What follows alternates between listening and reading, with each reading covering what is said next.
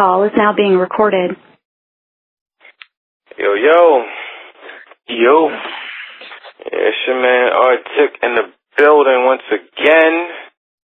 Your man Singodsuperior. And this is the Channel 10 podcast. Before we get into this very special episode, I need everybody to do us a favor. I need you to go to channel10podcast.com.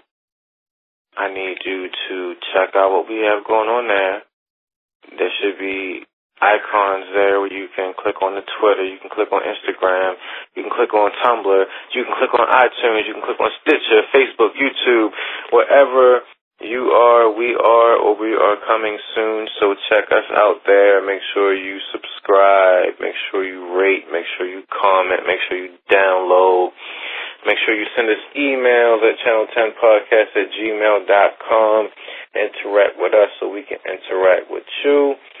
And I think that is my introduction spiel, the extent of it. Unfortunately, we don't have any advertisers yet. But once you guys do those things, we can eventually get some advertisers and get millions of dollars and quit our jobs and live happily ever after.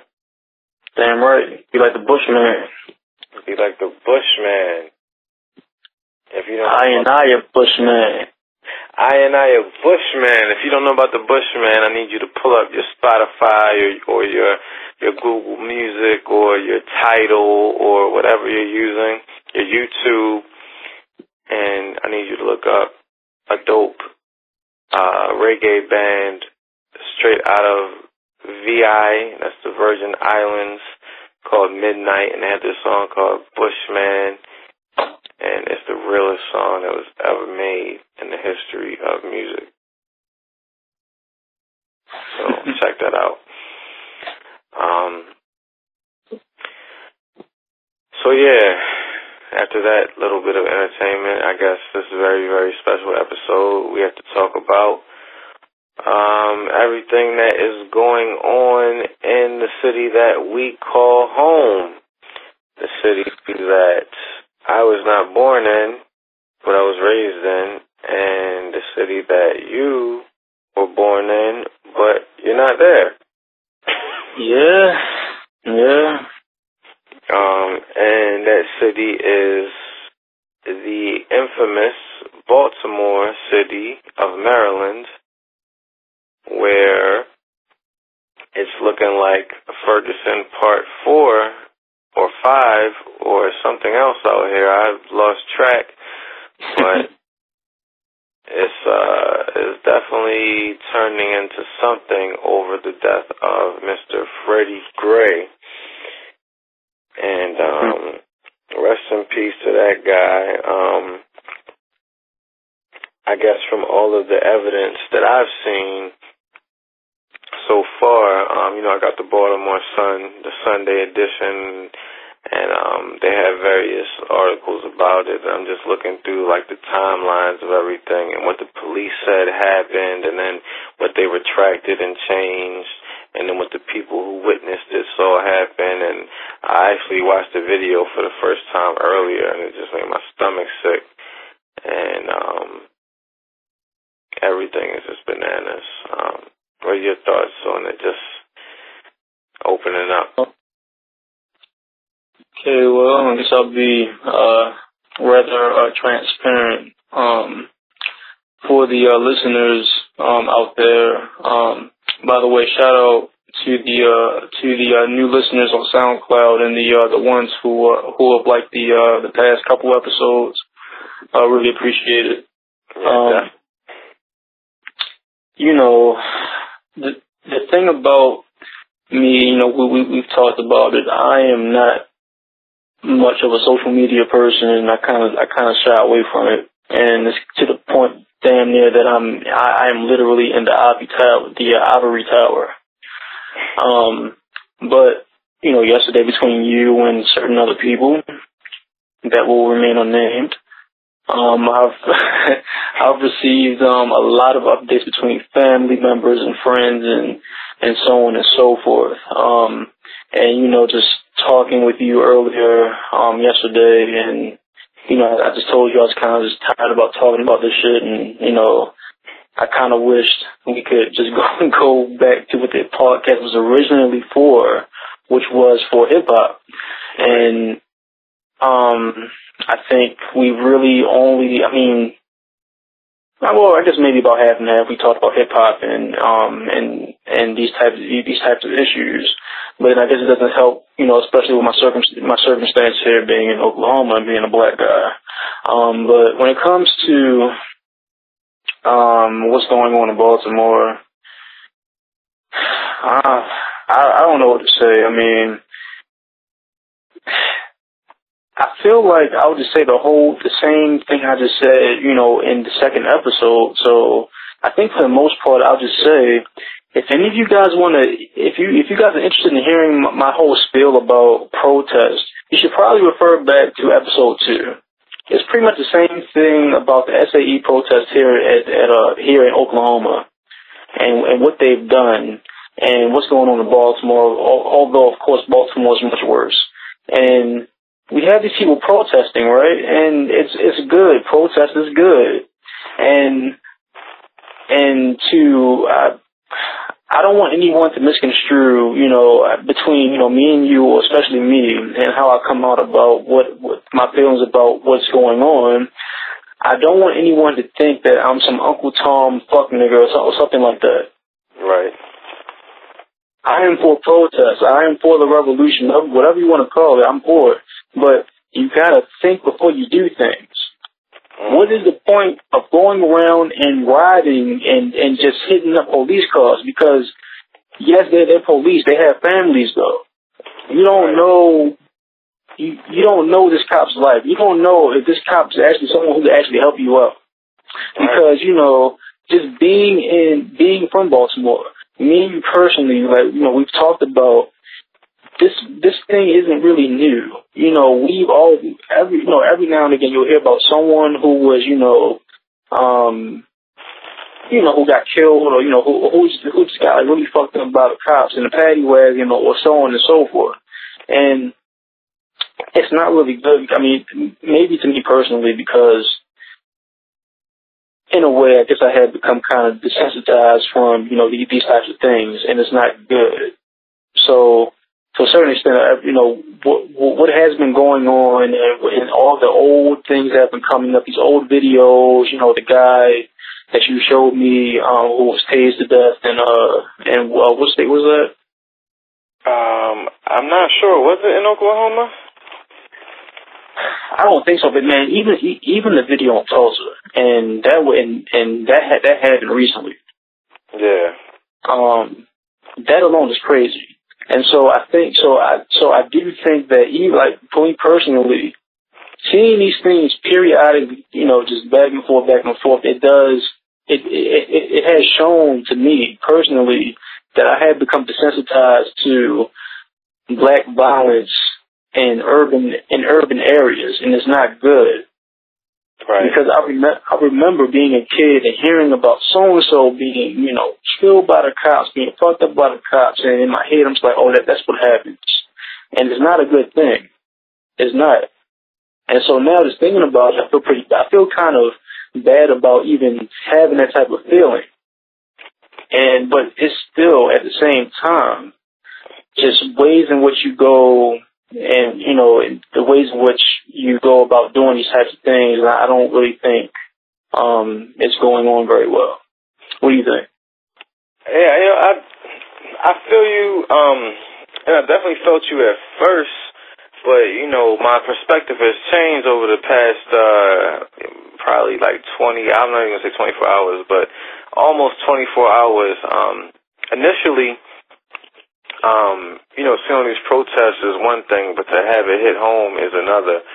And, you know, we kind of knew it was coming, but it made me think about my experience with protests. And it's kind of funny, like, I kind of like forgot all about it. It's like I got older and you know, became desensitized and forgot about the revolution or whatever. But, you know, it made me think about my experiences with protests in my younger years. And the various causes that it was for, and the various ways that we went about it, and the various strategies to enact some type of change. And so, I guess to take it back to the first time I've ever protested, I was in high school, and there was a company, Teleflora.com or whatever, or maybe it was 1-800-Flowers. I think it was Teleflora, though. And that is like a flower delivery service. And we noticed that they were only putting certain advertisements in predominantly black, lower income areas. And it was like, you know, send some flowers because you're not a good father. It didn't say that specifically, but that's pretty much what it said. Like, you know, make up for not being a good father or something like that.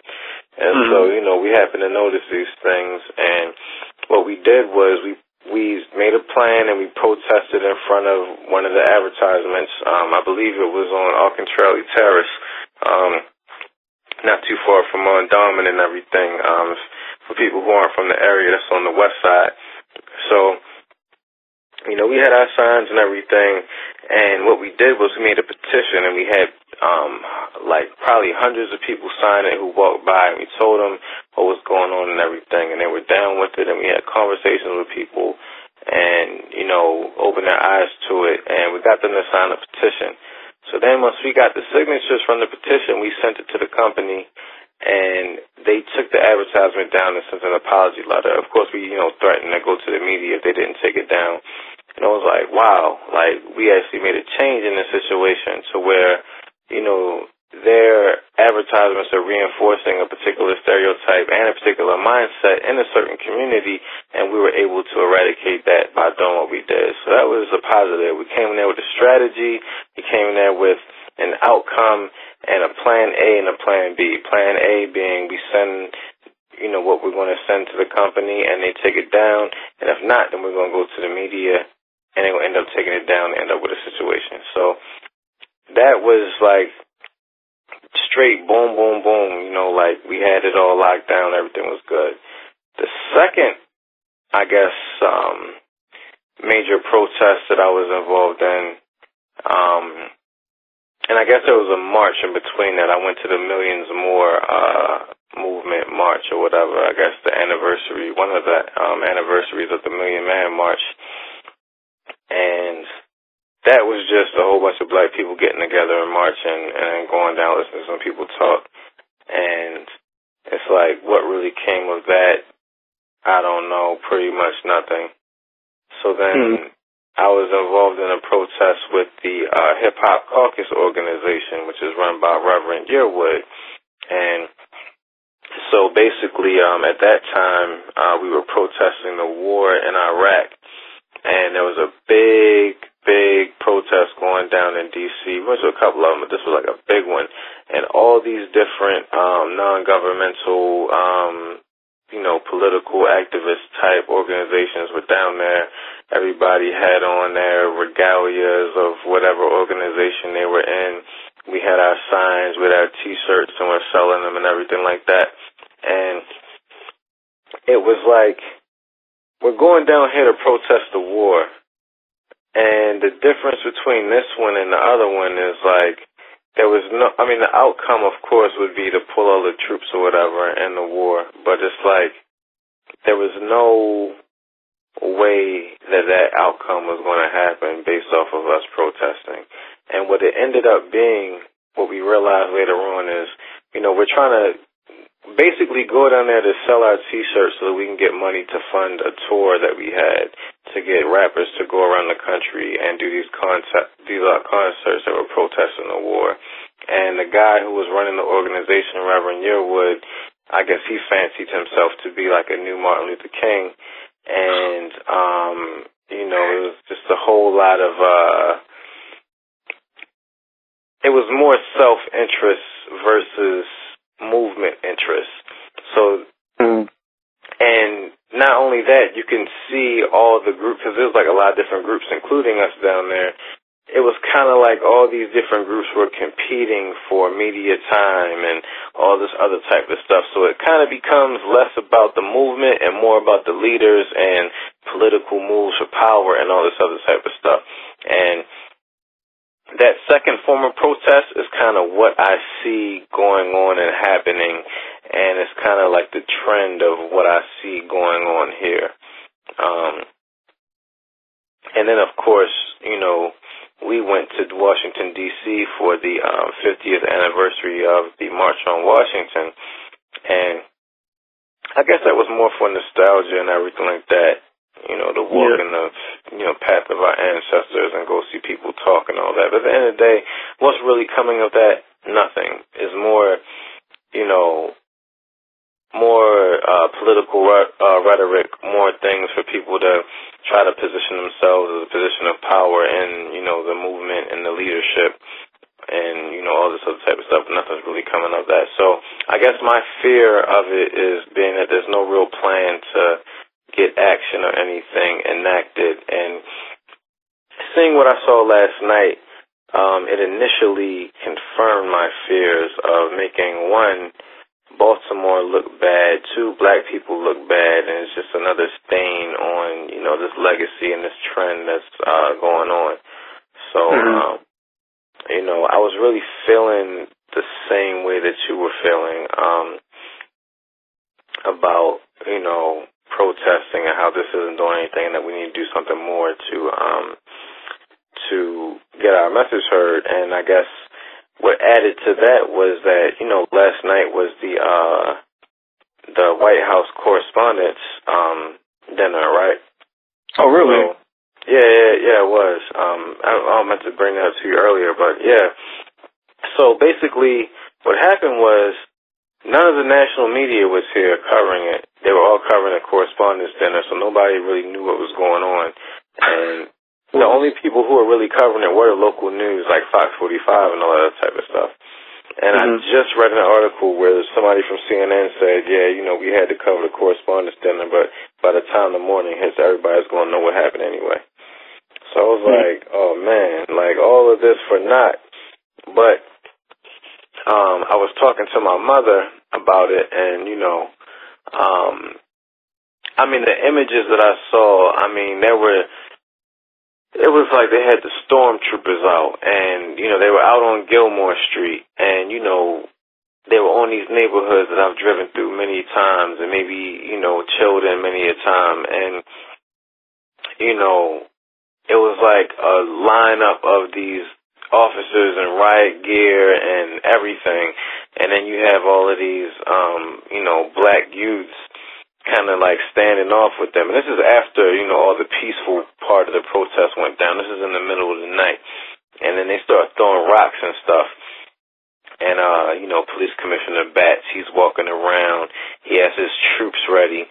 He's giving hand signals. So he gives a hand signal. Everybody starts backing up. He gives another hand signal. A contingent of his force goes down this alley. Everybody starts running. And then, you know, eventually they're arresting people and everything like that. And I'm just like, man, this is just crazy. They're just throwing rocks at the cops. They're just being ignorant for no reason.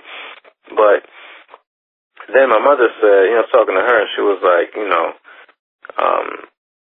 this was years ago. I would be down there too. And I feel like they should fight back because, you know, they should be doing all this. So, you know, she can't really blame them for doing that because of just, you know, the long history of the Baltimore Police Department and infringing on the rights of the citizens, especially the lower income black citizens. And, you know, to a boiling point to where, you know, they want to fight back and you can't really blame them for that. And then I'm reading more articles and stuff like that about, you know, Freddy Gray and how I think his friend said that, you know, when he looked that cop in his eye and started running, it's because this cop beat him up many times before. And, you know, I'm reading the articles. I'm trying to find the quote. I know I highlighted it in this Baltimore Sun. I can't find it right now, but, like, he's not the first person who's ended up with a severed spine in the past, few years. In 2005, somebody ended up quadriplegic, ended up trying to sue the city, got a whole bunch of money, then, because I remember that. Yeah. And then there was another one in 1997 where a dude was paralyzed from the neck down and stuff like that. So it's like, this is an ongoing thing that happens all the time. And then, people, there's always a story about somebody who gets arrested by the Baltimore police and then they get beat up or something terrible happens to them and there's no record of it, there's no video, there's no nothing, and they end up settling. And recently, it's kind of funny how everything is just converging at this point now, because just in the past couple of months, even before all of this race stuff started popping off, there were these issues with the Baltimore Police Department. It was found out that they've been paying basically settlements, millions of dollars in settlements every year to people who they fucked up. And that's coming out of taxpayer money. So now you see it like live on TV. So it's like this is happening all the time. Now people have their chance and their opportunity to show what's going on, and they want to fight back and show their ass. And it's just like, I can't blame them, Yeah, but I think when it comes to what's going on right now, like the riots. So once again, I am for the protest. Right. But when it comes to the rioting, I put myself in the shoes of being, being in Baltimore right now and how I get around. I get around the bus. Right. And the thing is, though, while they're doing this type of shit, they are infringing on the way I get around. And I can't exactly say that they're in it for,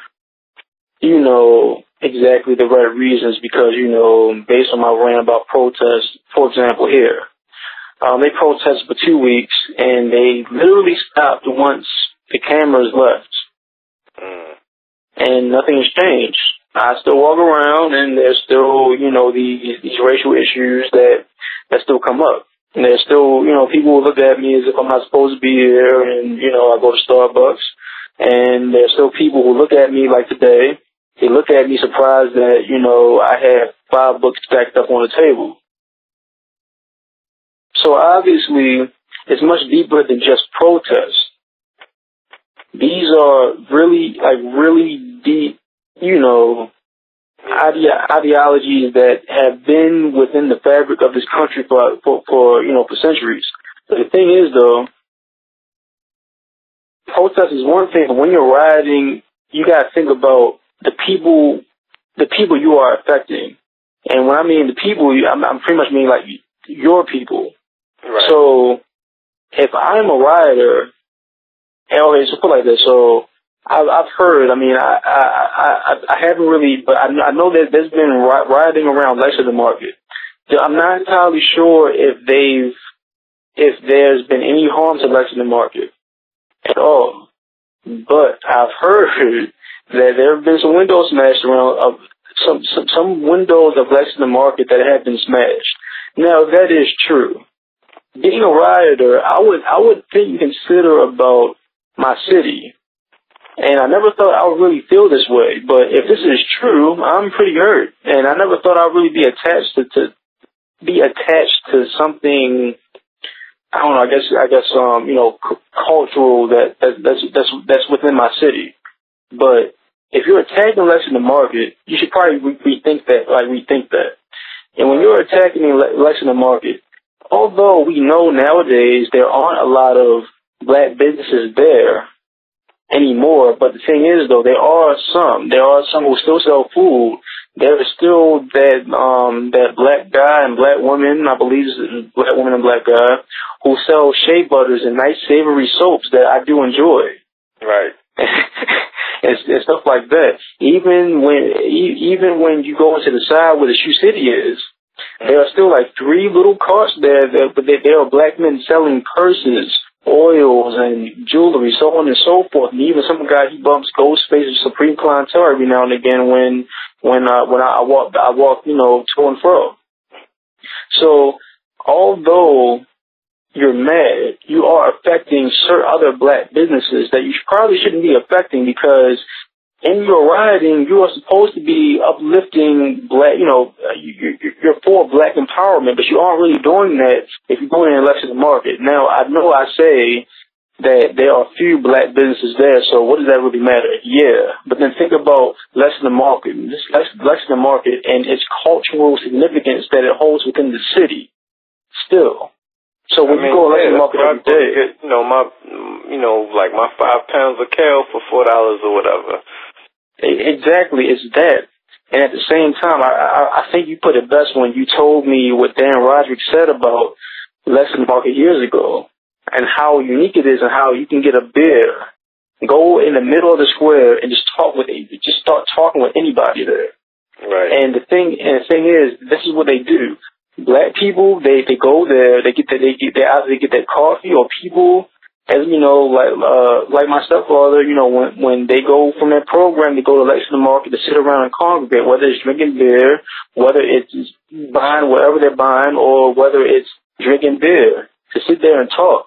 And so, in the midst of what's happened with Freddy Gray, they're going to be talking about Freddy Gray. So why would you?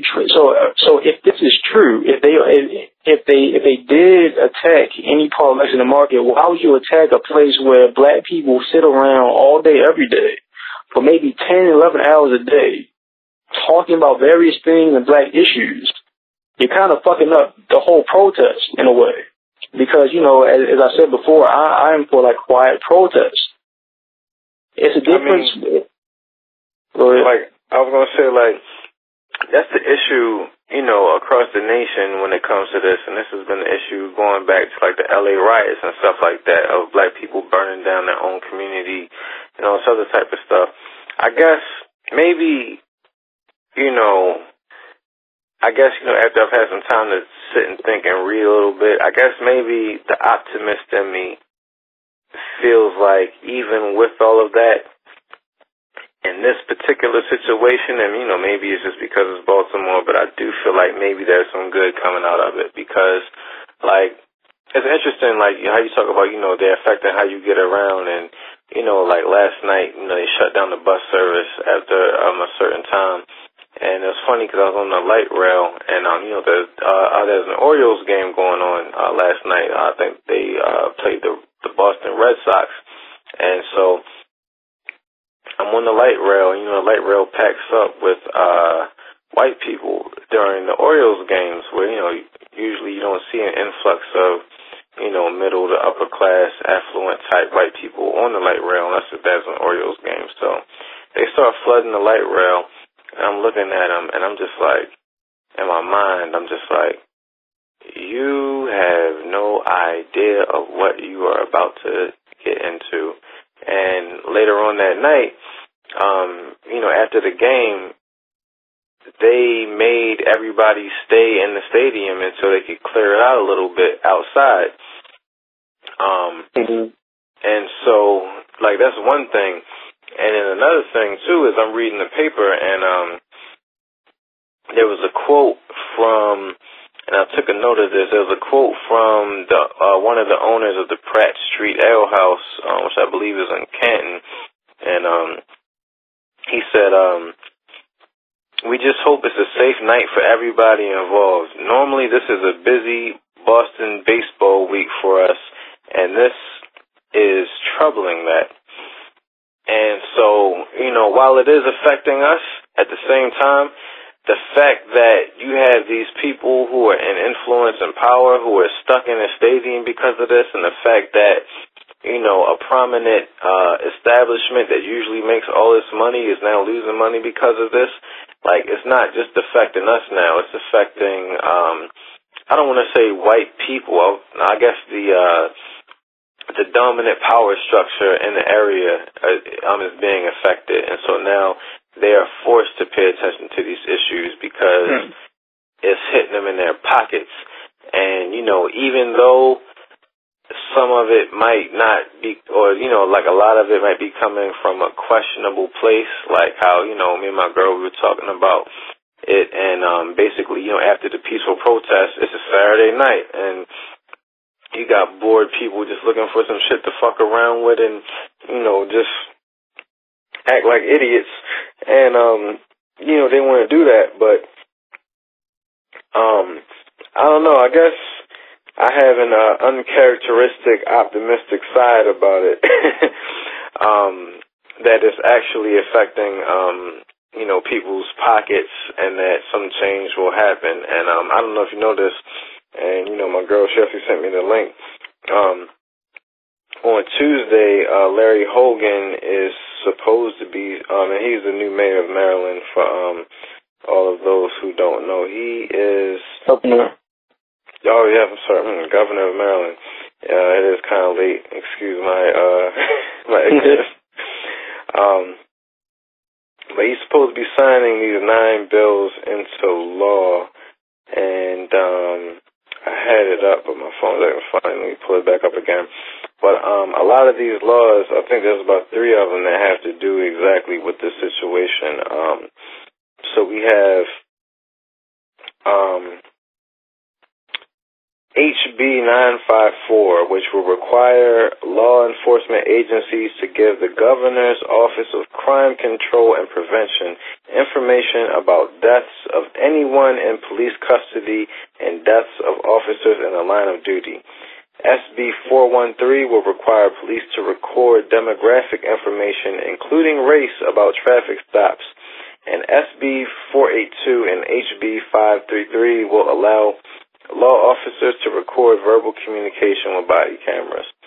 So, you know, I guess in anticipation of the impending Black Doom that might be happening, you know, these bills are going into law that makes the city police directly accountable to the state in certain situations when it deals with situations like Freddy Gray. So, you know, in the midst of all the darkness, I do see a glimmer of hope shining through. Yeah, well, I mean, yeah, but I know a lot of what I feel is, you know, based on my cynicism when it comes to a lot of things. Yeah. But I mean, when it comes to protests, you know, I remember when I was in New York for that period of time, and I think I showed you this picture. And you know, by the time I got there, you know, it was pretty much past the height of Occupy Wall Street. And you know, remember, from like maybe let's say like the middle of like that period toward the end. After a while, people were saying, you know, like what they really protesting for is people just like outside, it's not doing nothing. Yeah. And when I finally got to see Wall Street, and you know, there was this large building, and there's one guy there, but of course he had like little barricade, I guess, you know, just to keep him contained. But it was just him though. And he just had like this little the sign that said, you know, Occupy Wall Street or whatever it said. And, you know, he just had like his, he was holding his head in his hands or whatever like that. And he just looked like kind of down, depressed, and just kind of like, you know, lost, you know, when it comes to what the movement became after a while. Just a whole bunch of niggas doing nothing. And, you know, it was all about Occupy Wall Street needing a leader. Right. And, you know, if you deal with, you know, anarchy and so on and so forth, then of course what I'm saying is pretty wrong. But the people that we tend to look to in certain periods of time tend to end up leading certain things. Even when even like, you know, small sectors. So you look at a Martin Luther King, look at a Malcolm X. And right now within the Black community, you know, especially within the Black community, you have a lot of people who are trying to model themselves, like how you said, model themselves after Martin Luther King with the dress and how they dress and the glasses and shit like that, looking like a fucking pastor, being in the forefront of things or whatnot. But I say that about Martin Luther King, but it's the same thing with Malcolm X too. People try to look like him as well. Right. And after a while, when it comes to protest, when it comes to anything, you have to evolve because, now they didn't, Martin Luther King and Malcolm X, they weren't dealing with social media. Their main thing was about getting on TV.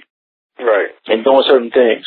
Nowadays, we have social media, we have different things, we have smartphones and so on and so forth.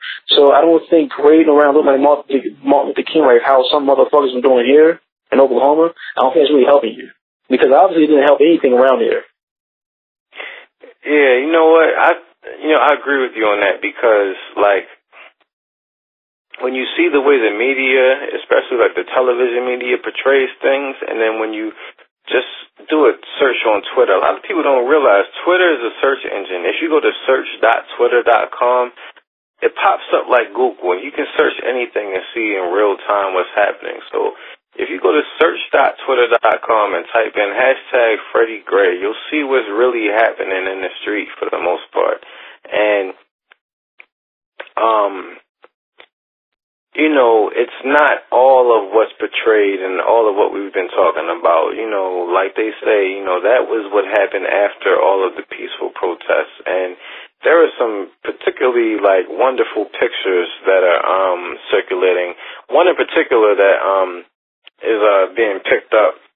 I actually just saw it on in Flex We Trust, Funkmaster Flex's website, where it says, in Baltimore, Bloods and Crips are getting together. There's a picture of these Bloods and Crips and Nation of Islam dudes all in this picture. Everybody's throwing up their sign and they said or whatever, and they're just all together in unity. And that really hit me, like, oh man, like, maybe there is some type of positive out of this, like some type of conscious awakening of people. And the national media, the mass media, or whatever you want to call it, the television, isn't going to show that. And it just goes back to when Gil Scott-Heron said that, it was him who said that revolution will not be televised, right? Yeah. Yeah. So, I guess it is time for, new methods and new practices to, I guess a whole new strategy. And I think that's one thing that's lacking here is, back then with the protests, they were organized. They had the schools that taught you how to do what you were doing, how to act, how to conduct yourself in the midst of this.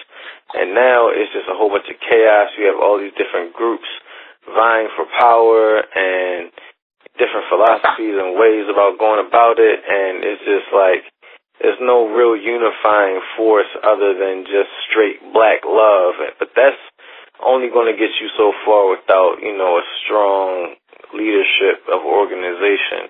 And I guess it kind of goes back to what I was saying about my experience in protests where, when we had the organization and leadership and the tactics, it worked. But when it's just a whole bunch of people just doing whatever, it doesn't work. Yeah.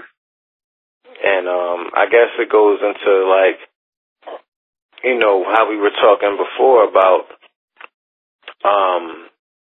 it seems to be that one of the main leaders who is leading, the charge in this movement in the city is Pastor Jamal Bryant. Yeah. And, I see him standing next to, Mayor Stephanie Rawlings-Blake and Police Commissioner Batts. And I'm just thinking, why are you there? What role do you have to play in any of this? And that goes back to, the power plays and all of that. And are you really for the people? Like, for people who don't know, Jamal Bryant is pastor of a mega church by the name of, I believe, Empowerment Temple. That's his church, right? Yep. And, he has questionable history in terms of, I guess, non-Christian activities in terms of adultery, multiple baby mamas, at least one who's come from his congregation, and his wife left him, and those other type of stuff that is, I guess, very unchristian of him. And for him to emerge as one of the leaders and people follow him, and you already see, you know, the type of person he is, through, you know, the media and everything. Of course, I can't attest to what type of person he actually is, but, you know, these type of things, when you profess one thing and do another in public, it's like, you know, do you want this person leading you? And it's like, who will we picking to lead? And it made me think about, you know, the role of the black church. And, you know, when you talk about updating your strategy and everything like that, it's like back in the day you had Martin Luther King and you had Malcolm X, and the religious institutions were really a cornerstone of the black community and the movement, and, you know, organizing and, you know, providing leadership and everything like that. But I don't really, and, you know, just the moral philosophy behind everything, and I don't really see that happening now. But you still have these pastors and preachers who are out here trying to play that role for, you know, whatever purpose they're doing it for, probably money and political gain and all that. Yeah. Yeah, I think you pretty much summed it up when it comes to Reverend Jamal Bryant. Yeah. You know, I think to a certain extent, you know, before we start recording, it kind of goes back into, like, you know, what I kind of said about affluent blacks. And, you know, how they tend to be, like, really uppity. And, you know, how a lot of these type of people, they come in from the suburbs or wherever they come from. Right. They're from out the hood, but they come into that area to go to the Empowerment Temple, and then they just leave to go elsewhere, back into their, you know, into their next homes. And we get these people back, someone with this type of, you know, power and prestige within the community, but at the same time they're kind of detached from, I guess, certain realities. Right.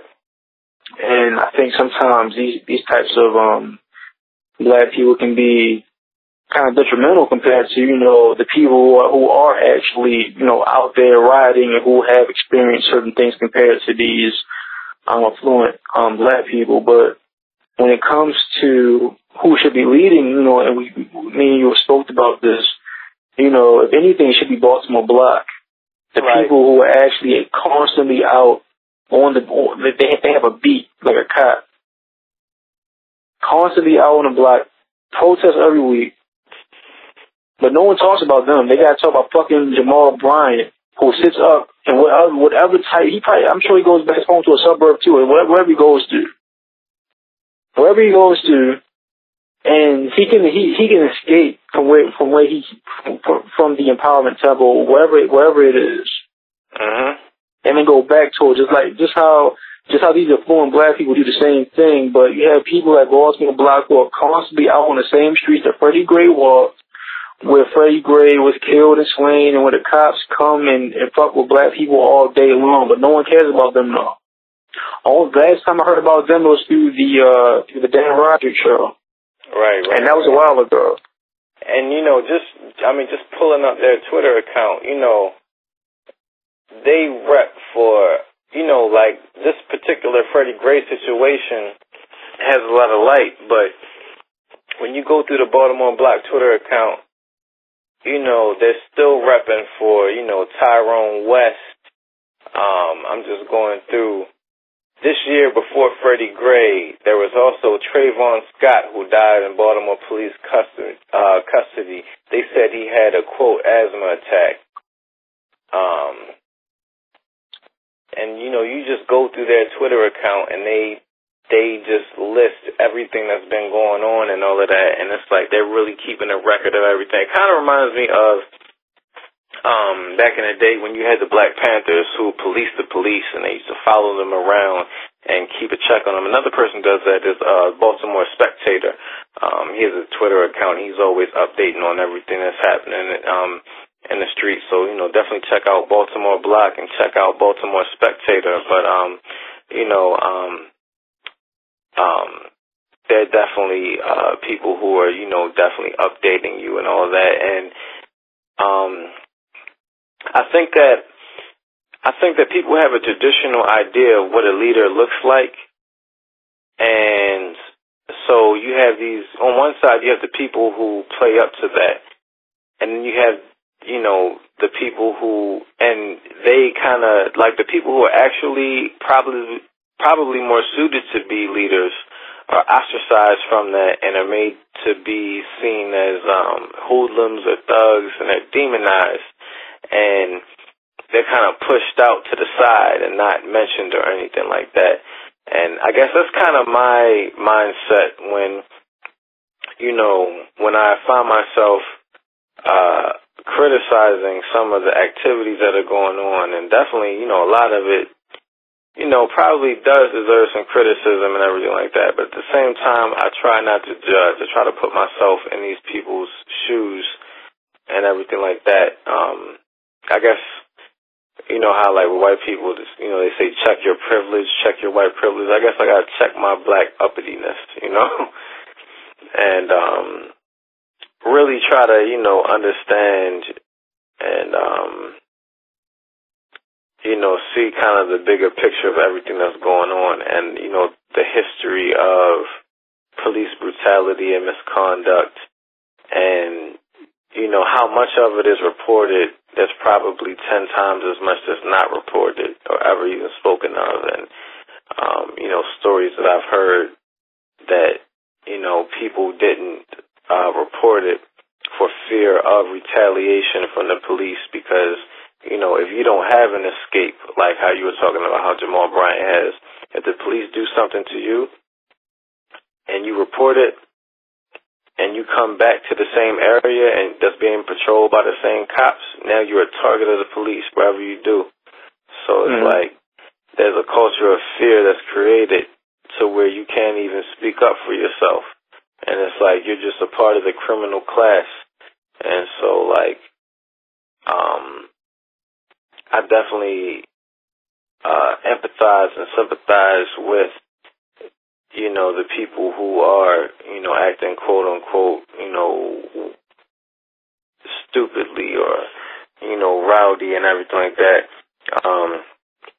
Not to say that, a lot of them don't deserve criticism. Like, there's this one, dude, and this guy, he was being arrested by the cops. I guess he was throwing rocks and bottles and stuff. And they finally chased him down and got him. And they had him up on the camera, and you could just see a piss stain. And, like, he peed on himself, and I was with my girl, we were watching it, and he was like, you come out here and you do all this shit and you acting all hard, but you're peeing on yourself when the cops come and get you. So, and then it's funny because, we took a picture of the TV screen, and she was going to post it on Facebook, but she pulled up Facebook and saw that somebody else had already posted a picture of it. Yeah. But yeah,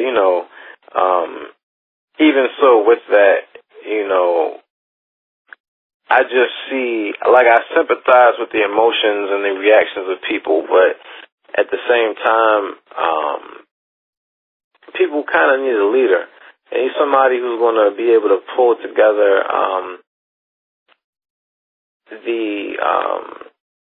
like how they always say, black people, we're not I don't know why the word is escaping me right now. We're not a monolithic group. So someone who can pull together the disparate parts of our community and our blackness and find the central theme and bring us all together under one cause, one ideology, one philosophy that's actually going to work to enact change and really put together a point-by-point program of this is what we want, this is how we're going to get it.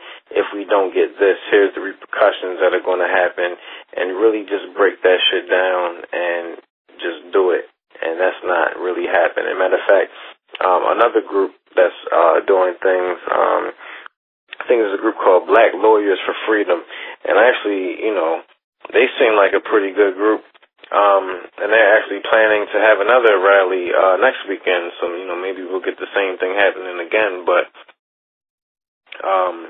the leader of it, his name is actually Malik Shabazz, and he I was reading in the paper, he had a group of people, he was talking to them, and then he said something to them, and they just ran and just started, like, messing stuff up in Camden Yards, and it had the complete opposite effect of what he wanted, you know? Yeah. So, I don't know. It definitely has to be a change in strategy and leadership. I think that before these rallies and things are called, there needs to be, like, if you're not going to sit down and train people, you at least need to have something online about, you know, proper conduct, you know, proper strategies and, you know, philosophies and things about it, and put it in a way that the layman can understand. Because, you know, when Martin Luther King was doing that shit, you know, they had training on putting tires around you so that the dogs can't bite you. They had training on how to react when a violent police officer comes and all sorts of type of stuff. We don't have any of that. We just have a bunch of people showing up and a bunch of people who claim to be leaders speaking and saying what we're going to do, and people interpret that as how they will, and they just do what they do. I mean, yeah. And, you know, I don't really think, you know, like you know, our criticisms on how the riots have been going is black uppityness. I think it's human to think about the other humans that you can be that you are harming. Right. Do this type of stuff. Because, you know, we certainly know that especially when it comes to cops, it seems like that's what they've pretty much been targeting. Every cop isn't white. We dealt with black cops who were just as worse as the fucking white cops. Right. And you know, just thinking about that, and the thing when it comes to, like, you know, thinking about a leader, it comes up to the point that, you know, we seem like we are, though, like this type of, you know, I guess, talented 10th type of Hobbesian, you know, we have like a Hobbesian type of mind frame that, you know, that people need government and stuff like that. And well, the thing is, I don't know, it's like, I guess, you know, I've been delving into libertarian philosophy and all that, and so I wouldn't necessarily say people need government. Well, I guess it depends on your definition of government.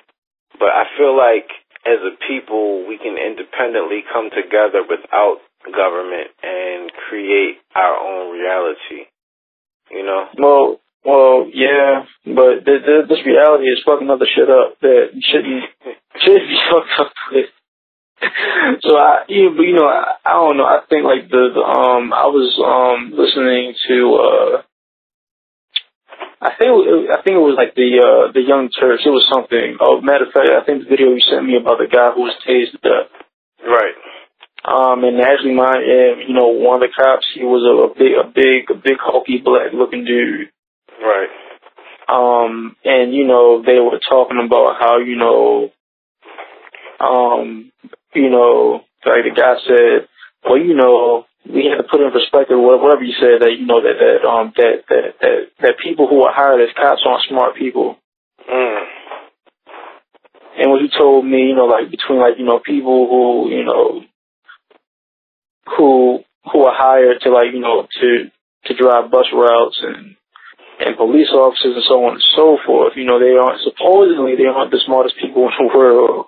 Right. Or they aren't expected to be. So then what does that mean for, you know, other people who are out there who are supposedly within the same context in which you have these people who do these standardized tests? I mean, just looking at like the whole culture of how standardized testing is goes to show that obviously there's supposed to be some type of weird divide between, you know, people who are about something and people who aren't. But then even when you look at standardized testing, the shit ain't right. I mean, because I was supposed to fail a bunch of times, but when it came to standardized testing. Hmm. True. So, I mean, and it's like, what is the standard that is I guess, what is the standard, number one, that is supposed to be the standard, quote unquote, and then who is defining this standard and why are they doing it? So it's like, we look at the police, you know, the government is defining the standard, and the standard is you don't want somebody who is intelligent enough, or you know, you like you don't want somebody who's smart, who's an independent thinker, who is going to question things. You want somebody who's just smart enough to be able to act independently, but defer to a hierarchy of a command chain, and feel good about being in power over somebody else. Mm-hmm. So I think one of the goals should be to just completely change the structure of policing from the ground up, coming from how you hire these people, redefining the standards of what makes a good police officer, and all this other type of stuff. Because you have these police officers, they're kind of like a gang. And like when, you know, I showed you that video or whatever of the guy being tased, they banked him just like a nigga would bank a nigga on the street. Except they have, you know, tasers and all kinds of stuff, and they can lock you up and all this other type of stuff. So it's like we need to redefine the standard of the type of person who is a cop, because apparently the type of person that you're hiring to be a cop now is the same type of person who's going to be a blood or a crip. Yeah. In a legalized fashion. Shit, I mean, the same way with the bus drivers. The bus drivers, at least in Baltimore, I know some of them, they throw up gang signs in the window and shit. But yeah, and like, you know, thinking of that, I was listening to This American Life earlier today, and this is something that I wanted to bring up for this episode. I think it fits in perfectly. Have you heard about the ONS, the Office of Neighborhood Safety in Richmond, California? I have not. Okay. Well, to make a long story short, Richmond, California was like, I think, in like the top 10 of, you know, like one of the most violent cities in the country. Yeah. And then the city council, they were thinking about declaring a state of emergency in the area. And so they brought in this guy, I think his last name is Bogans, and I believe he was some type of ex-convict or whatever like that, but he's had some type of experience of dealing with these types of situations. And so he sent in his plan, and it was approved, and they said that, you know, they want him to devote 3 years to this issue.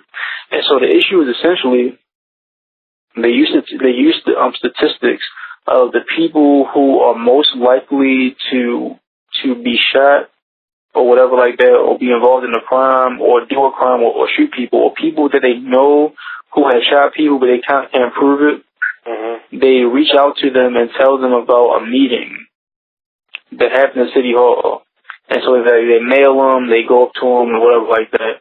And then so when the meeting comes, they sit them down and they have like these special tables. And so the people who do agree to come, they have like a special table for them, and they address them by their last name, like, you know, Mr. Williams or whatever like that. They sit down at the table and they address them, you know, as Mr. by their last name, giving them respect. And they pretty much tell them that, you know, in so many words that, you know, we know that you guys do a so-and-so, you guys are high risk or whatever like that. You're not in trouble, but we want to give you $1,000. So the very first time they did this, they handed out $1,000 checks to each of the individuals. I think it's maybe like 10 of them, something like that. And pretty much they're just using positive reinforcement in an effort to try to make them do better. And this has been like an ongoing thing for years now, and it has gotten like a lot of criticism. And so pretty much they kind of put people in these programs. They kind of call like fellowships, and you're supposed to, like, the people are supposed to lay out like the list of things they want to do. So a lot of times, of course, is like get that their GED, get their license, get a job, stuff like that. And then so they pay you based on your progress and you know, and how you're progressing. And at the same time, within this timeline of your progression, they do expect you to actually still be involved in certain things that's going on, and still, you know, maybe even go to jail. Even if you go to jail, though, you're still like a fellow, but you won't get like enough money. So the monthly rate in which they pay you is between like $300 to $1,000 a month. But then you can get paid even more if you somehow align with someone from like a rival community, and you guys both try to stop violence altogether, and you can get paid like thousands of dollars a month doing it. And so they spotlighted like this one guy, and you know, he's like one of their best examples of the program. He got like this really good job at some type of factory doing some type of oil shit or whatever it was, and they sent him to represent the program at like one of the like President Obama's like programs or whatever like that. You know, they were highlighting, I guess, Black progress or something like that, you know. And the thing was, though, he said when he was there, though, he was like on national television speaking for him, he was still selling like weed at the time. And he said that, you know, at least in California, he said by that time that he was selling coke at first, but then when he started like realizing like you know, like his progression or what people were telling him, he realized he should probably like stop selling coke and start selling weed, because he realized that, you know, selling weed, you know, it wouldn't get him locked up. So pretty much in the sense, though, they just want to see the progression within various people. And so I think like a little over, like maybe I think 45 to like 50% or 60%. They've 60%, like a little more than half of the people who have been in this program over the years, they have like actually kind of done something with themselves. Although it's still like highly controversial, and even it runs like on like a $2 million budget a year. Pretty much that money goes into like people who are ex-convicts, and they like ride through pretty much like Baltimore Police. They ride throughout the neighborhoods, and they specifically look at and check on like the people who are involved in the program. And then, you know how Baltimore Block does. They go into like neighborhood stores and barbershops, and, you know, ask people like what's going on in the neighborhood, like, you know, what they should know. And so like how Baltimore Block knows more than the cops do, they know more than the cops do as well. Now, hold on, just real quick. Are you sure that's Baltimore Block that does that, or is it that other joint that's out on the streets every night? I can't think of the name right now. Okay, well, yeah, maybe it's that one, because I know that's the one that's on the street every night. Oh, okay, yeah. It's made up of like ex-convicts, and they come and they go to like the various hoods, and then they talk to the people who are out there because they're from there and they know it. Yeah, I think that's the other organization that you're talking about, and that is actually highly controversial as well. I guess, like, it's kind of weird, like, the thing that rubbed me wrong about what you said is that the impetus comes from the government and not from the people. It seems like, you know, the government is paying these people to do this and that and whatever. And it's like the government is basically paying people to be leaders. And, you know, we have a history of having our leaders be bought off by the government to, you know, kind of like calm them down or mellow them out or something like that. So it's like I'm automatically suspicious of anybody who's getting government funds and then wants to turn around and start preaching a message and stuff like that. But, you know, that in particular seems to be working. But I don't think that that's the model to I don't think that's the best model to proceed, I guess, nationwide. You know, it's like the government is picking your leaders for you versus, you know, the impetus coming from within.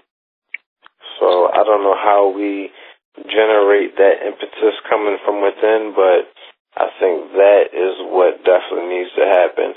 And I don't know if it goes to, I guess this is kind of venturing off on a tangent, but, you know, when you said that, you know, they started offering these $1,000 checks or whatever, it's like, you know, and the positive reinforcement to, I guess, retrain people. You know, I just go back to that Killer Priest song, Science Projects, and how, like, you know, the projects is kind of like the test subject or the petri dish for the government to do their experiments. So it seems like they're using us as an experiment to test out different ideas. And in the case that you said, it seems like it's a positive cause and all of that, but it still kind of makes me uneasy, you know? Like, and it's kind of like looking at us as, like, I feel like it's dehumanizing. Like, okay, you know, we're just going to have positive, it's like what you do to a child, like an animal, to train them or something like that. Like, the whole thing with positive reinforcement and all sorts of type of stuff. I think it comes down to a cultural value on materialism, and I think a lot of that comes from just situations of abject poverty, to where materialism is, you know, a big thing in our community, which, you know, it's difficult to tell a poor person not to be materialistic, but, you know, in order to make a huge sweeping change, I think somehow that mindset needs to be quelled, in order to, you know, get people to not necessarily act based on a positive reinforcement of a financial gain, and do it based off of, I guess, you know, empathy, love, respect, kindness, and all that other type of hippy-dippy type shit. Yeah. Well, yeah. So what you just said is a good point. I never thought about it that way, because when I listened to it, I just kind of, in my head, I just thought that, you know, like, especially, like, you know, when they say like how the meetings go and how they respect the actual people and treat them as human beings to a certain extent. Yeah.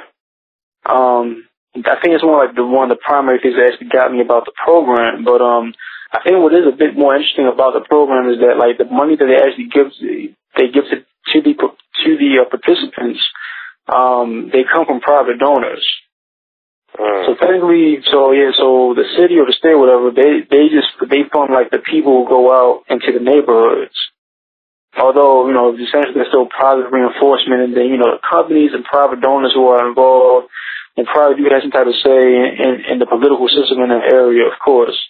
But then when you go into, like, these abstract ideas of love and respect and trust, then if you think about it, if you want to be, I guess, you know, more pragmatic when it comes to this whole type of the situation, then you're getting into, when you think about abstract ideas, you get into religion.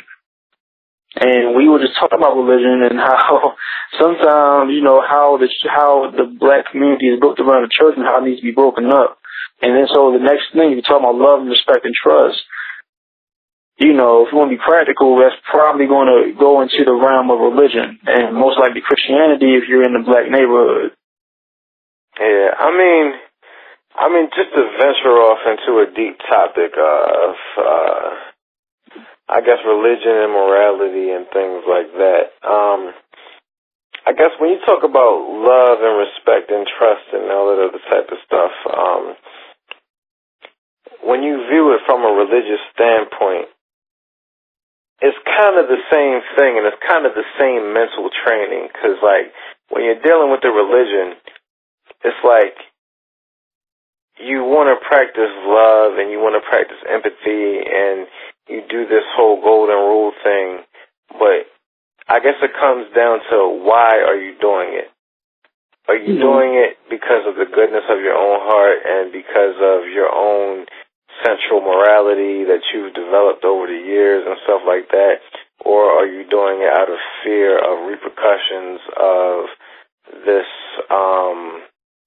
higher power that you would call God, and that he's going to strike you down and send you to hell. And if that is your motivation for it, then is that true morality, in the same sense of you have this higher power and force of the government giving you this money to go and do these things, and it's like, would you be doing these things without it? And if not, is that a true morality? And are we looking for a quick fix, or are we looking for a true morality and upliftment of our people on a deeper level that comes from inward instead of outward? You know? So it's like the religious aspect of bowing down to this higher power is kind of like a training mechanism to train you to always defer to what has been told to you to be the higher power to defer to since birth. So I think that our people especially, coming from slavery, you have to bow down to so many different people. You got to bow down to God. You got to bow down to Jesus. You got to bow down to the slave master. You got to bow down to the white woman walking down the street. You can't look her in the eye. And, through the years, that whole bowing down and situation comes down into you do certain things so that you don't get checked by your higher power, or so that you get rewarded by your higher power. So if everything that we're doing is based off of some type of external influence, is that really beneficial to cultivating some type of culture, And I guess to bring it back to this situation with the Freddy Gray, it's like, you can do that shit for so long, but eventually it's going to bubble up and it's going to explode. There's only so much that you can take, because all that bowing down and, doing shit based off of being struck down by a higher power, it's going to, I think there's something natural in people that that's not the right thing, and you're only going to take it but for so long. And you look at Freddy Gray, we don't know all this, the particulars and the details and everything like that, but, one story that I read, I said earlier, is that, the cop looked at him and he ran because he's used to getting his ass beat by this cop, and he's not going to take it anymore. But he could have turned around and started fighting the cop, but he knew that he couldn't do that.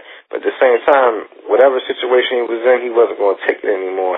And then now you see these people who are took the protest from a level of protest to rioting, and they're actually from the community, and it's like they're not going to take it anymore, Fuck the police. Yeah. I don't know if all that made any sense or went together. I was kind of like rambling on a tangent with it. No, it made sense. But, I think a while ago, a long time ago, me and you got into a conversation about, simple gestures that, that we do in society. Whether it's, holding the door for someone, or whatever like that. Mm-hmm. And, who are you doing it for exactly? Are you doing it for yourself, or are you doing it for you? And anything you do kind of has to be done for you. You know what I'm saying? In particular, because if you don't get any type of feeling from it, then you're not going to do it. I think sometimes. And it's interesting to see different perspectives on this, because scientists have gone into it, and I guess the evolutionary benefits of altruism versus just straight being selfish and all of that, and the community aspect and how we're social creatures. And I guess the way I break it down is, and this may be like a simplistic way to look at it, but I feel like it's only right if you feel pain from something, and then you can recognize when somebody else is in pain from something. And so when you recognize that, you know, it triggers something in you to where you're like, damn, I know how that person feels. I don't want to feel that way because I know it feels bad, and I don't want anybody else to feel bad. So let me help this person who might be feeling bad. And then I don't want to do an action that would make somebody feel that way because I wouldn't want somebody to do that to me. So I think that line of reasoning is like the building blocks of, you know, empathy and morality and stuff like that. And so, you know, that type of thing is internal, and that type of thing is, you know, kind of developed over, you know, life and experience. So it's like, you know, when that internal motivation for helping people and not causing harm to people, when that internal motivation is removed or suppressed or undeveloped by these external forces, I think that's when you get all this weird shit happening, you know? Like, you know, when you get this, like, authoritarian type of dictatorship type of police relationship with the community and the government and the community and then the government with the police now. So it's like a weird triangle versus the state and the police and the people. And where it's all externally motivated by forces that are pushing you to do certain things to where, you know, if you developed, I guess, what they call the emotional intelligence of, you know, empathy and respect and love and all that based off of, you know, just general empirical altruistic things, maybe everybody would just chill the fuck out. You know, maybe that's some real hippy-dippy, optimistic, unrealistic type of stuff, but I kind of feel that way. Well, I mean, I don't know. Well, me personally, being the cynic that I am, it sounds pretty hippie-ish to me. I mean, sometimes, I mean, I think certain people is too far gone. Sometimes. Yeah. I do agree with that. And I guess, you know, I'm thinking like on a long-term scale, like this isn't some type of overnight type of thing, but yeah. I feel like it has to start somewhere. And I feel like we're raised from young to respond to getting your head cracked. You know, your parents, they hit you when you do something bad. The cops, they hit you when you do something bad. And you might have abusive parents and you have abusive police, and eventually, you know, you might fight back and try to better your situation, you know? Yeah. But if everybody goes to that hippy-dippy type, you know, non-cynical stuff I was talking about, which is probably unrealistic, but I feel like a leader is somebody who's going to kind of cultivate that within the people. And I think, you know, maybe Martin Luther King, you know, I know people have differing views on him, but maybe that was what he was trying to do, you know? Like, various leaders throughout history kind of like saw that that's kind of the right way to go. I don't know. I mean, aside from that, it's like, what do we do to improve the condition of black people, and then not just black people, but all people in the long term? Well, I'm pretty sure Martin Luther King will probably say economics. Yeah. The other people don't say. Yeah. And economics is, economics, you know, that's incredibly important, you know, that, and I guess that kind of goes into a little bit of what I was saying about not relying on an outside force or the state. So, like, you know, as an individual, you know, you want to have these certain type of qualities, but then as a group, you know, you want to have certain type of qualities that are independent of outside forces as well. So as black people, we're dependent on outside forces. You know, if we're defining ourselves as a group called Black people, this group called Black people, we're all dependent on somebody to give us food. We're dependent on, you know, rent. We're dependent on hospitals. We're dependent on all these things that aren't in control of our own people. So it's like to control our own destiny, we got to start building some shit, you know?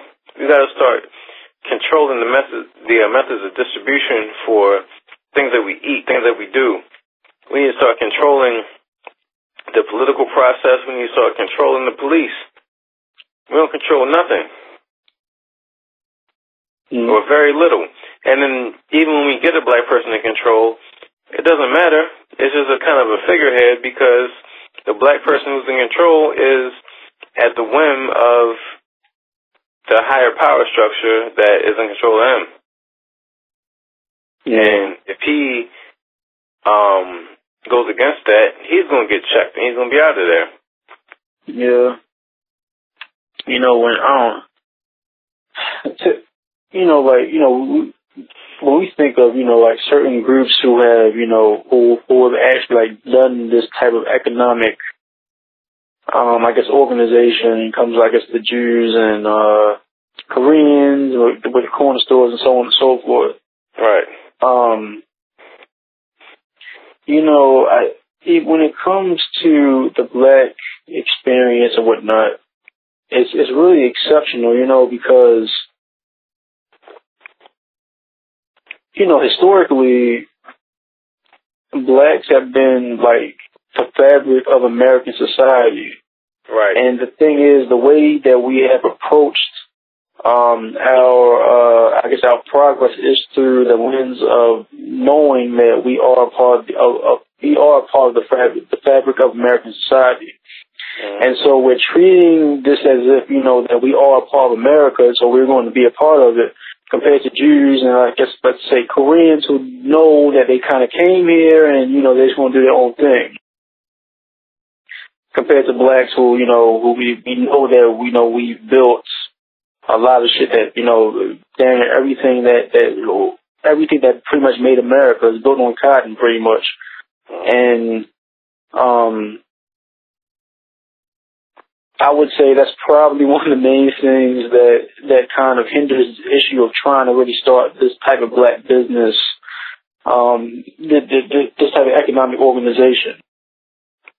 Because, you know, a lot of Black people, they want to be a part of everything that America is doing because they know that they built it. You know? Yeah, and you know what? That is a completely justified way of thinking, but America doesn't want us as a part of American, and you know, I've gone on this before. They call us African American for a reason, because they don't want us as part of America. We're not mainstream America. We're not what you think of when you think of an American, or at least not what they want Americans to be thought of as, you know. Mm-hmm. So, you know, we have to kind of, even though the mindset is completely justified, it's completely rational, it makes complete sense, we have to go against that and start building our own shit and stop relying on shit, you know. Like, we can't rely on shit because we're not Americans, we're African Americans. It's like Korean Americans, they know that they're Korean Americans. What comes first, the Korean? What comes first with us, the African? But I think the difficult thing with us is that our history has been knocked out and erased to where we can't trace it back. But so far, all we know is America. And then, not only that, you know, we're taught history in a way to where we don't get the full scope and full size of, or, you know, all the sides of everything. So it's like, we only know what we're taught by America. And, you know, I had a conversation with a brother earlier, and we're talking about the school system. And we were talking about how, you know, I made the point, like, you know, he's talking about how, like, the school system is all fucked up and everything. And it's like, yeah, but it's like, we trust like the school system is run by the government, and it's the same government that enslaved us. So we're entrusting the same government that enslaved us to educate our children. So, of course, they're going to wipe out your history and have you feeling like you're a part of American, but then they still call you African American. White people don't get called English American or Scottish American or something like that. You know, they're just Americans, but we're African Americans. And so I think, you know, when you look at language in the way that, you know, we're referred to as language, I think there's a lot of deepness behind that. And, you know, when we start to realize these things, that's when we can kind of start building power. And if we can have a leader who can speak to these things, that's when we can, you know, mobilize as a unit, and these Freddy Gray situations maybe won't happen, or if they do happen, they'll be taken care of in a proper fashion. Of course, to that, anytime it seems we get a leader or any type of leadership or anything that we get for ourselves, that shit gets knocked out ASAP. And, you know, you can go to Reconstruction, you can go to Black Wall Street, you can go to how all of our leaders who actually make a difference get killed or co-opted or some type of shit by the government. You know, America has a history of whenever we start to gain some type of consciousness or gain some type of autonomy for ourselves, of just, you know, wiping it out. I mean, yeah. I mean, shit, look at Martin Luther King when after, you know, he came back from his, you know, his like kind of like tour around the world or whatever like that, and he came back, you know, between, you know, Vietnam and everything else, he realized, you know, it wasn't really about race, it was about economics. And when you figure that shit out, he said it in that church, they shot his ass soon after that. Yeah, and you know what, and, you know, me and my girl, we have deep conversations about this that, you know, probably, you know, can't get into right now, but it's, you know, similar with Malcolm X, when he realized that there's a whole other world and, you know, everybody's kind of all together. And I guess, I don't know, it feels like, you know, they use all these type of things to divide us on these lines, but what it really comes down to, you know, we talk about economics, is rich and poor. And they divide us with religion, they divide us with race and everything like that. And not to sound too, quote-unquote Marxist, because, you know, we've had our conversations about the term Marxist and Marxism. But, you know, when you can unify all the poor people who, or not poor, but all the people who aren't in that top, you know, percentile of the ruling class, when you can unify all of them, all of us, and get rid of these dividing lines, these artificial dividing lines, that's when, you know, some type of change can really happen on a bigger scale for everybody. And, you know, they divide us in so many different ways just within the divisions. Like, you think about how many divisions there are within black people, you know? Yeah. Yeah. I mean, and, you know, I don't know, I mean, this issue is, I mean, it's so complicated, you know, because the Civil War wasn't that long ago. Right. Slavery damn sure wasn't that long ago. They were still bringing in, you know, fucking Africans, you know, on the low after they supposedly closed the slave trade, and, you know, I mean, 1619. I mean, that really isn't exactly a lot of time. Historically. But just even the fact you just think about between you and me, just thinking about time, both of our mothers kind of experienced certain glimpses of, you know, of segregation. They were involved in, you know, the rise of Martin Luther King. They remember when Martin Luther King and Malcolm X got shot. Right. And the effects of it. You go before that. Their mother was involved in segregation and so on and so forth. And then you go past that with, I guess, let's say our grandfather. Our grandfather's parents were slaves. That is a very short time. Yeah, and then even deeper, you know, our aunt got spit on by white people for sitting down in a white establishment with her sports team. So it's like, oh yeah, that's right. You know, you're only dealing with 150 years, give or take. Yeah. 200 at the most. Yeah, and this country is what? How old is this country now? 1776. What? 200 something? 300? Something like that. Yeah, so I mean, that was not a short time. You know, it is a short time, so. Yeah. I mean, this thing that, you know, even like, you know, the Moynihan report and shit like that, when you have a government official even saying that pretty much it was slavery that fucked black people up, and that's why they are the way they are.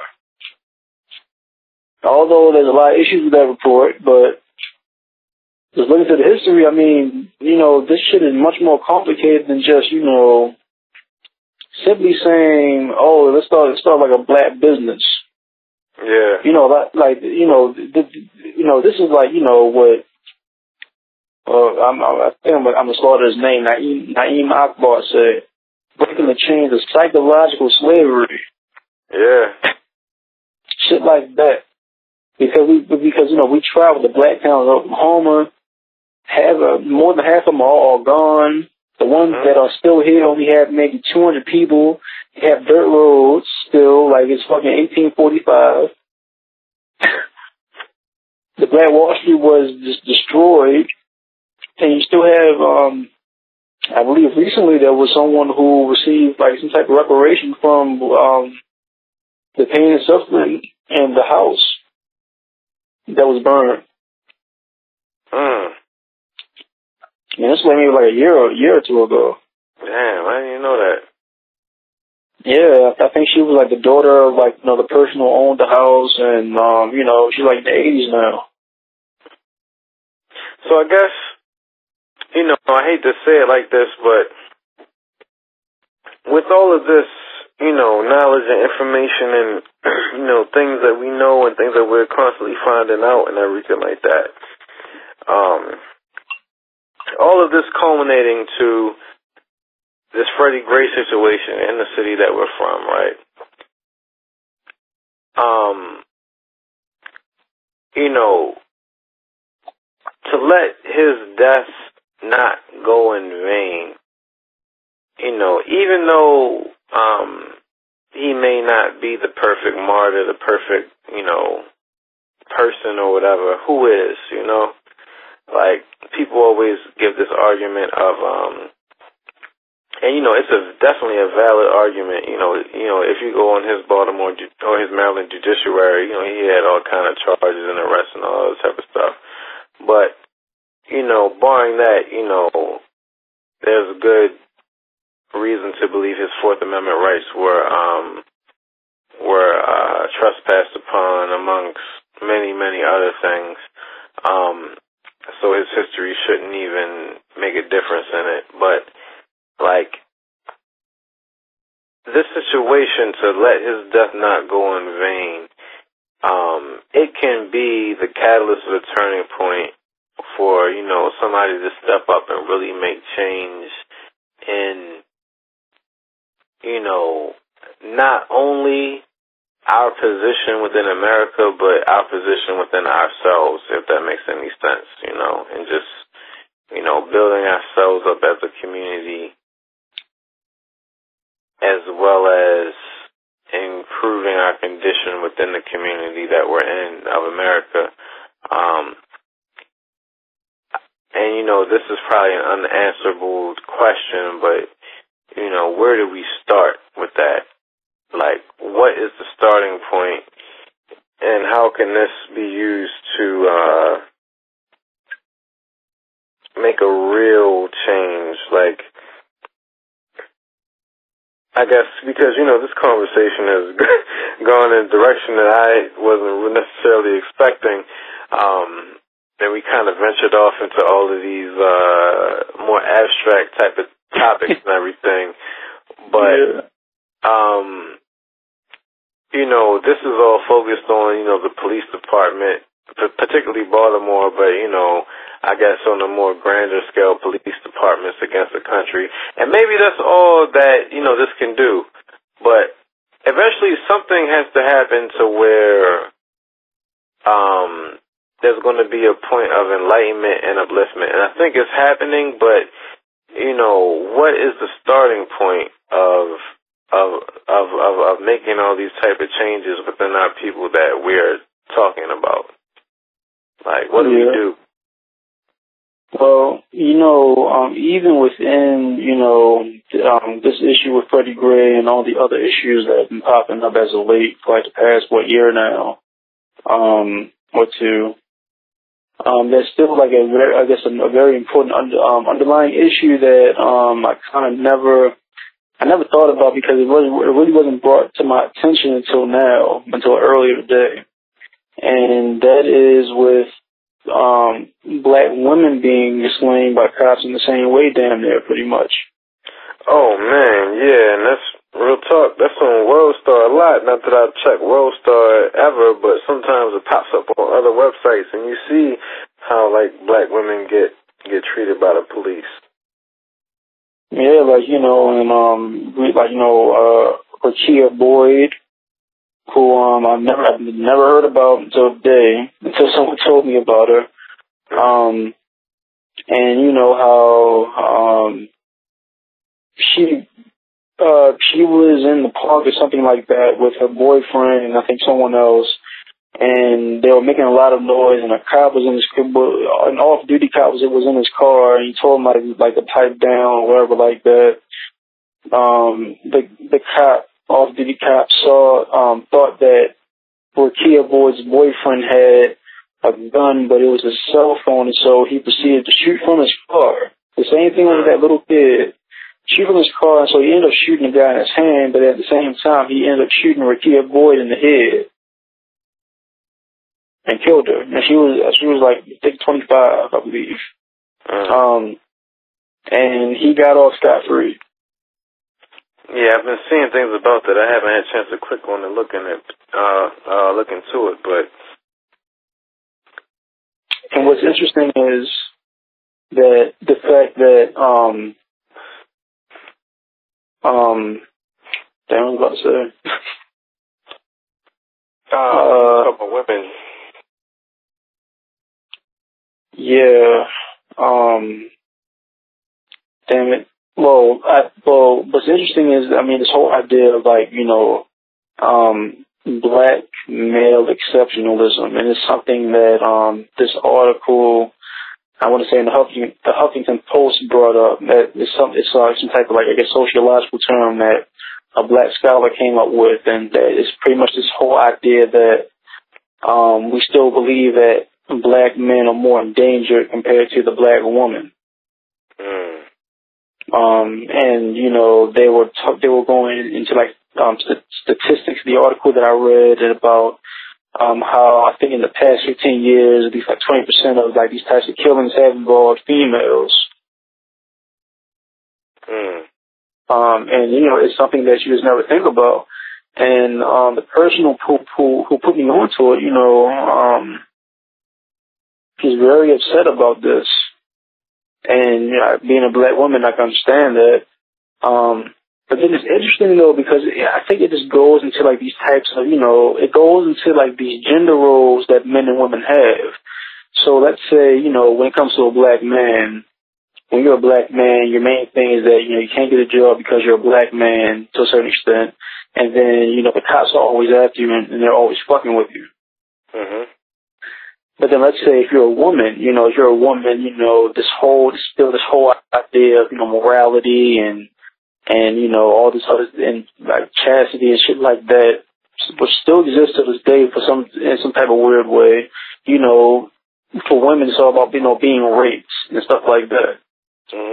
And, or, you know, or being abused by a man. And then it's interesting how you see like these types of things shift. So when you see police violence on black women, no one pays attention to it. And then when you see like a man be like, you know, abused domestically, or if a man gets raped, no one really cares about it. And so I think that's really interesting. I never really thought about it. But then, I did kind of, because, she was saying, well, she doesn't understand, like, why this didn't get out because of social media and so on and so forth. And I see her point because, it was something about that, like, no one came to a protest or something like that for her. Yeah.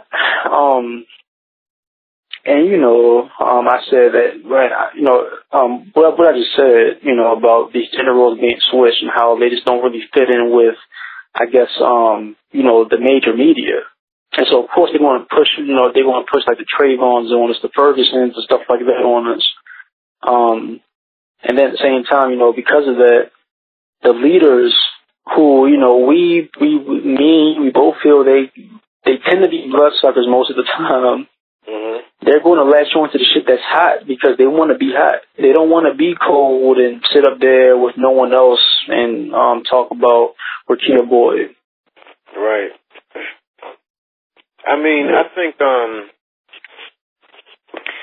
you just brought a whole new perspective, like, and it's something that, it's crazy, like, just the role of the black woman,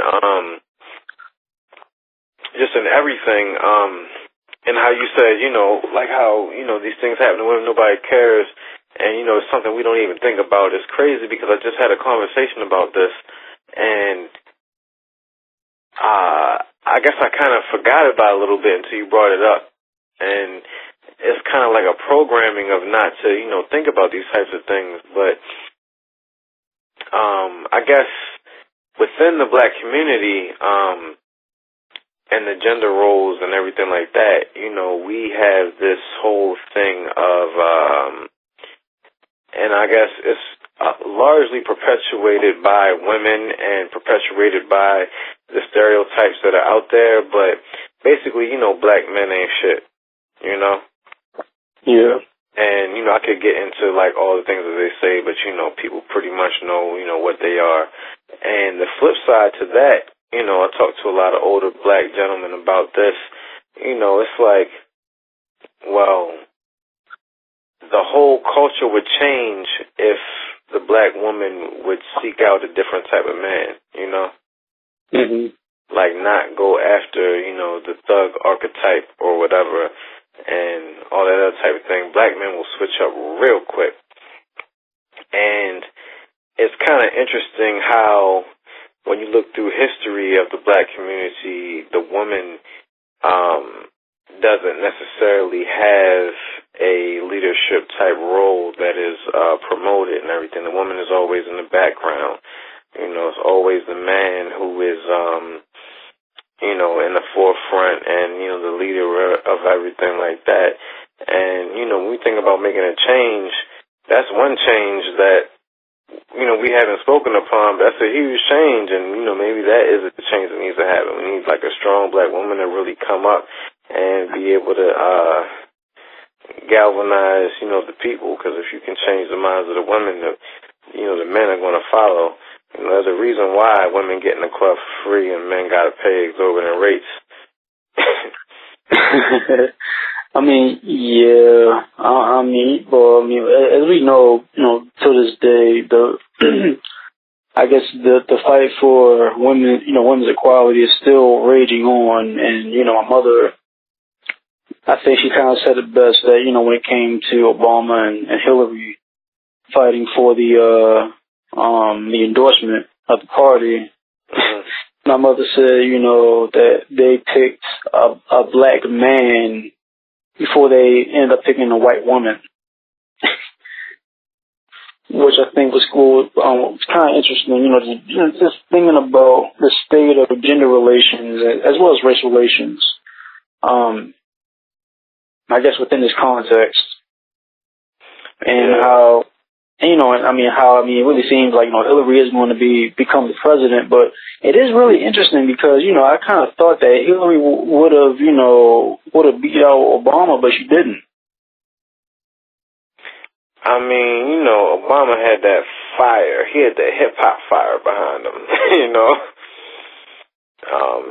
and he was saying all of the right things. especially for that time. And, you know, looking back in hindsight, especially now that I'm more politically astute and, you know, I have more of a firmer ground and more of a, you know, a more solid view on, you know, political philosophy and philosophy in general than I did, you know, back when I was 18, 19, when I first voted for him. And it was all stratified, you know, you're going to vote for the Democrat, you're going to vote for the black man, blah, blah, blah.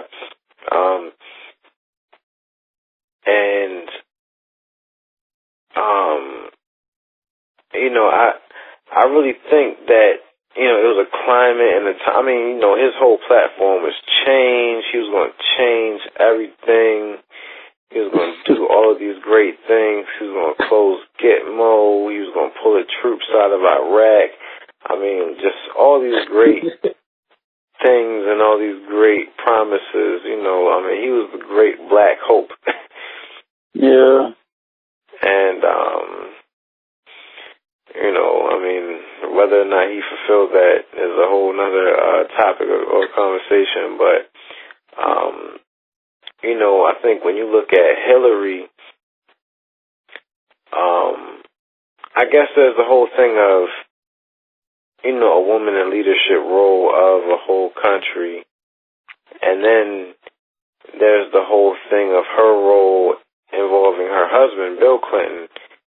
And the point has been made, and I guess this goes into, you know, the whole gender roles and everything like that. The point has been made that, you know, the reason, like one of the reasons why Bill Clinton was so amiable and personable and people liked him is because they sympathized with him because his wife came off as sort of a bitch.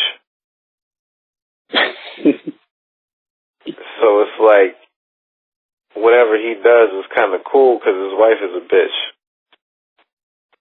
And that whole thing of, you know, the nagging wife, the nagging woman, the annoying woman, I think she kind of carried that with her.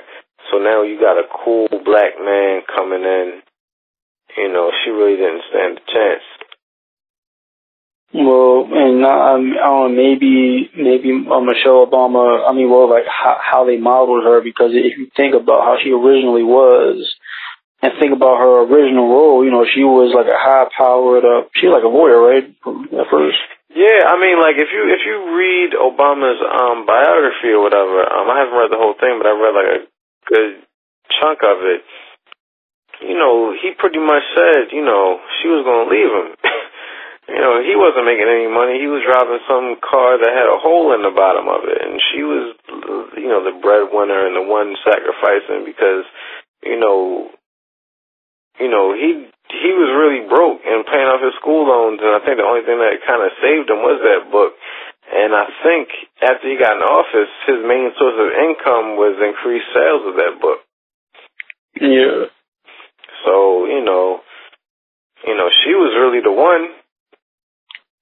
Well, yeah, there was like an article, maybe in Ebony or something like that, about Michelle Obama's like dress over time as she, you know, became, you know, first lady and whatever like that. And you know, when Obama was campaigning, and it went from her wearing these high-powered suits to her, you know, starting to wear like, you know, these dresses with like soft colors and, you know, sweaters and shit like that. Kind of, you know, the thing is, I noticed that she started wearing these like old southerny type of wife dresses. Yeah, it really seemed to fit her, and the way her hair is, like, she looks like an old southern wife the way she dresses, but she doesn't fit it. I mean, yeah, and then I mean, even, you know, like if you like see her like in her power, and like in those power suits, she would wear like the same thing like Hillary Clinton, in which I think within that same article. They kind of like looked down on Hillary Clinton. I mean, they were talking about Hillary Clinton and how she just always wore power suits in a way, and which kind of like affected her to a certain extent. And that's why they were talking about how like people like Sarah Palin was much more likable because she would wear power suits, but they would still be kind of, you know, soft and sexy in a way. And you know, I guess with Michelle Obama, you know, because I mean, you know, we know that she still has like, you know, there's still issues that arise about her body, about, you know, I guess her hips, her butt, and her shoulders. And then there was something, I think something about like how like she kind of like hides like her arms sometimes. I think like next to him. Because sometimes she has like an athletic, like an athletic type of build. I mean, yeah, like sometimes like if she's not like hiding her arms and she's like right in front of like, you know, Obama, like she can just knock that nigga out. Like she's almost like a Serena Williams. Yeah, and then it wasn't like some who was that white guy who was talking about her butt? Oh man, I don't know. I mean, which white guy wasn't? You know, you could say. I feel like it was Rush Limbaugh or somebody. But yeah, you know, like, you know, who wants that big? I think even Pastor Manning said something about it. Yeah, he went in on her. Remember? Vaguely, but I mean, you would think that he would be for the butt. Hey, I mean, I don't know. I'm for the butt, but that's that's a whole like, yeah.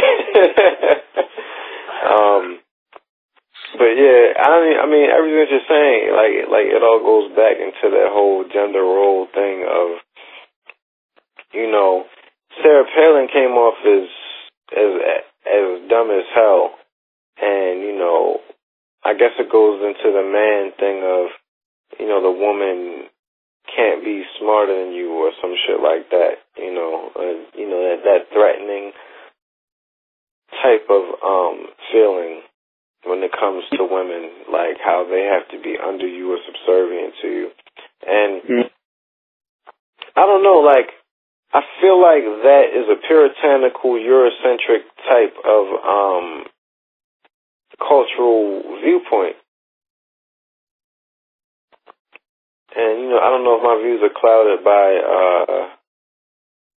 you know, various pro-black type of, I guess, media that I consume, but they kind of go into how, you know, from like, you know, an African tradition, you know, the woman played her role and there were still gender roles, but the woman was not necessarily subservient to the man. It was kind of equal but different, you know. Right. Or maybe even the woman might have had more power. And then when you look at that religion system, you have women as well as men, to where, you know, when you go to the monotheistic European Christianity, is man dominated to the point where you can't even have a female getting high up in the priesthood. Yeah, even in the holy book.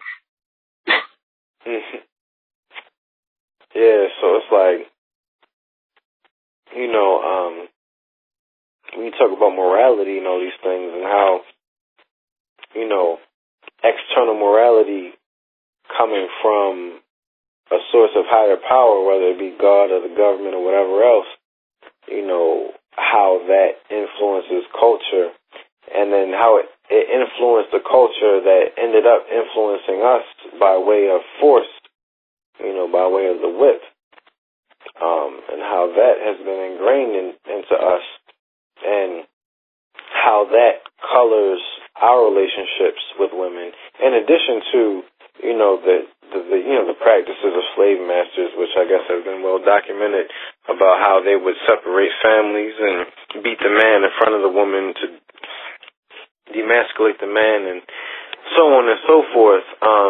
You know, how all that plays a role into, you know, antagonizing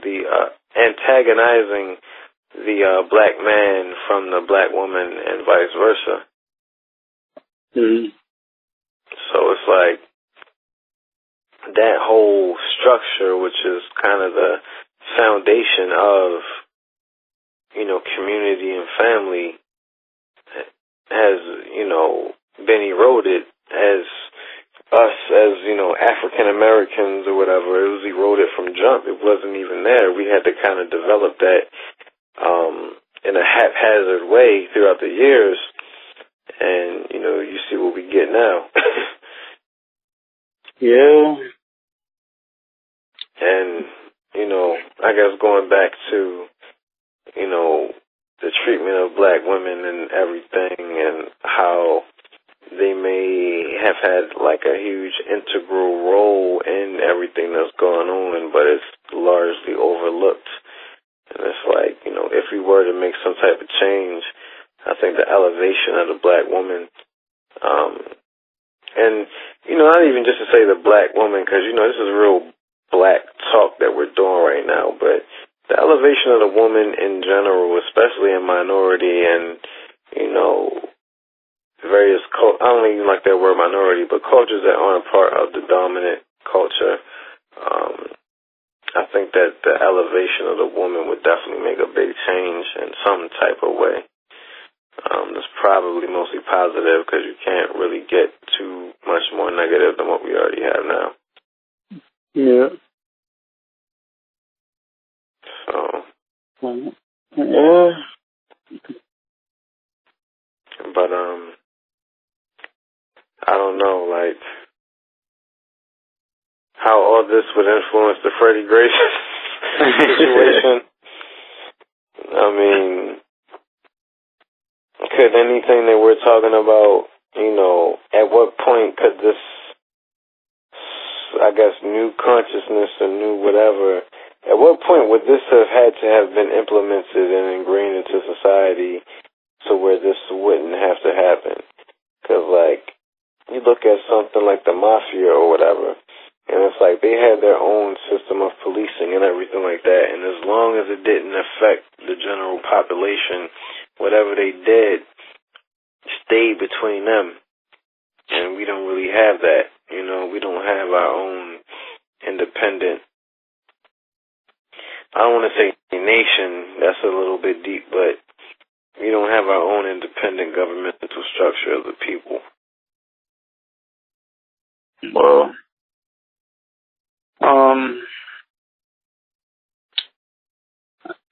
you know, I think when it another element about like I think I may have already said this about the Office of Neighborhood Safety in Richmond, California, is the fact that you know, when they did these meetings, when they would, you know, eventually give these people money, the participants of the program, they treated them as human beings.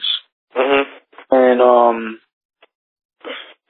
I remember when I was like, you know, in at the parking lot of my Donny Mall or whatever like that, and I was waiting for my brother like to pick me up or whatever like that, and it was nightfall around that time, and there were like three, you know, at this time, you know, nowadays they have like cops everywhere, and by like the bus station or the transfer point or whatever, Mondawmin station, whatever you want to call it. Yeah. And so I saw it was like three or four of them. They were just congregating, and I saw they were just looking at me, just wondering, like, you know, I can tell they just wanted to know what I was doing there. So you had this one cop, and all of them, I think two were black, two were white. So then one of the black guys, he came up to me, and he was just jolly, and he just asked me, like, you know, you all right? You good? You know, like, you know, you straight? You know, whatever. And I'm like, yeah, I'm good. I told him what I was doing. He said, all right. And then he told me have a Merry Christmas. And then he walked back and he went away. And so I think, and you know, I knew what he wanted. I saw him looking at me, but he came up to me. He showed me respect, and he just wanted to know what was going on. And I told him, and then he left. And so I think that's why maybe that's one of the main things about the program that I want to bring up is the fact that they treat the people like they're human. And we've gone like on a tangent about, you know, these, you know, abstract ideas, because I think sometimes it is frustrating talking about these issues, because, you know, we talk about the issue, then we break it down, then we go into, you know, I guess the the institutions that encourage this type of activity, and then we go on to abstract ideas, and then we're all up in the air and shit, and then we come back down. And I think just that simple thing about just treating someone as a human is very important. I mean, just imagine. I mean, just thinking about these people who most likely don't think that they don't probably think much about themselves to a certain extent, and it's based on certain certain things that documentaries and so on and so forth, and people that we do know. They don't have a lot of respect for themselves, and so if you go into somewhere like a city hall, a place that we are kind of brainwashing the way to see as a sign of respect. You're able to go inside the city hall, and then you sit down at a table and it has your name, and they address you by Mister, and it treats you as a regular person. How that could probably change you, just like something as simple as that. I mean, the money is one element, and it is one of the primary elements. But I think just the fact that the way that they sit them down, they put them in City Hall, and they know they're up to some type of crazy violent activity, but they give them a name tag saying Mr. Williams or whatever like that, and then treat them as a human being, treat them with respect. And I think a lot of things will go away if somehow, some way we can just have this simple human interaction, which has yet to really fully materialize. I go through this shit every day. I'm sitting up here with you. We've been talking about fucking abstract ideas for almost an hour now. But when I go outside tomorrow, with my books, going to seminar or whatever like that, there's probably going to be one or two people who just think about me and don't think that I'm doing anything with myself. I'm going inside a store trying to get a job, and the woman's jaw partially drops because she assumes that I'm not a student. But then when I tell her I'm a graduate student, her jaw just partially drops because she just can't even fathom the thought of someone like me actually being able to sit up and talk about ideas that she probably won't understand. And I think that's the main thing about it. Just walking around and not really being seen as a human being, since we are social creatures, and you're not being seen as that way. And it's the same thing that Frederick Douglass actually, he talked about in one of those books, about the difference between, African American slavery over here, and then let's say, slavery and, I guess in Greco-Roman times, is that, if you're on the ship or whatever like that, and let's say if you're like a Roman slave, a slave, a part of the Roman Empire, they recognize your humanity, and they may even ask you what you were before you were a slave. And shit like that. But then, chattel slavery here in North America, it wasn't like that. You weren't seen as anything.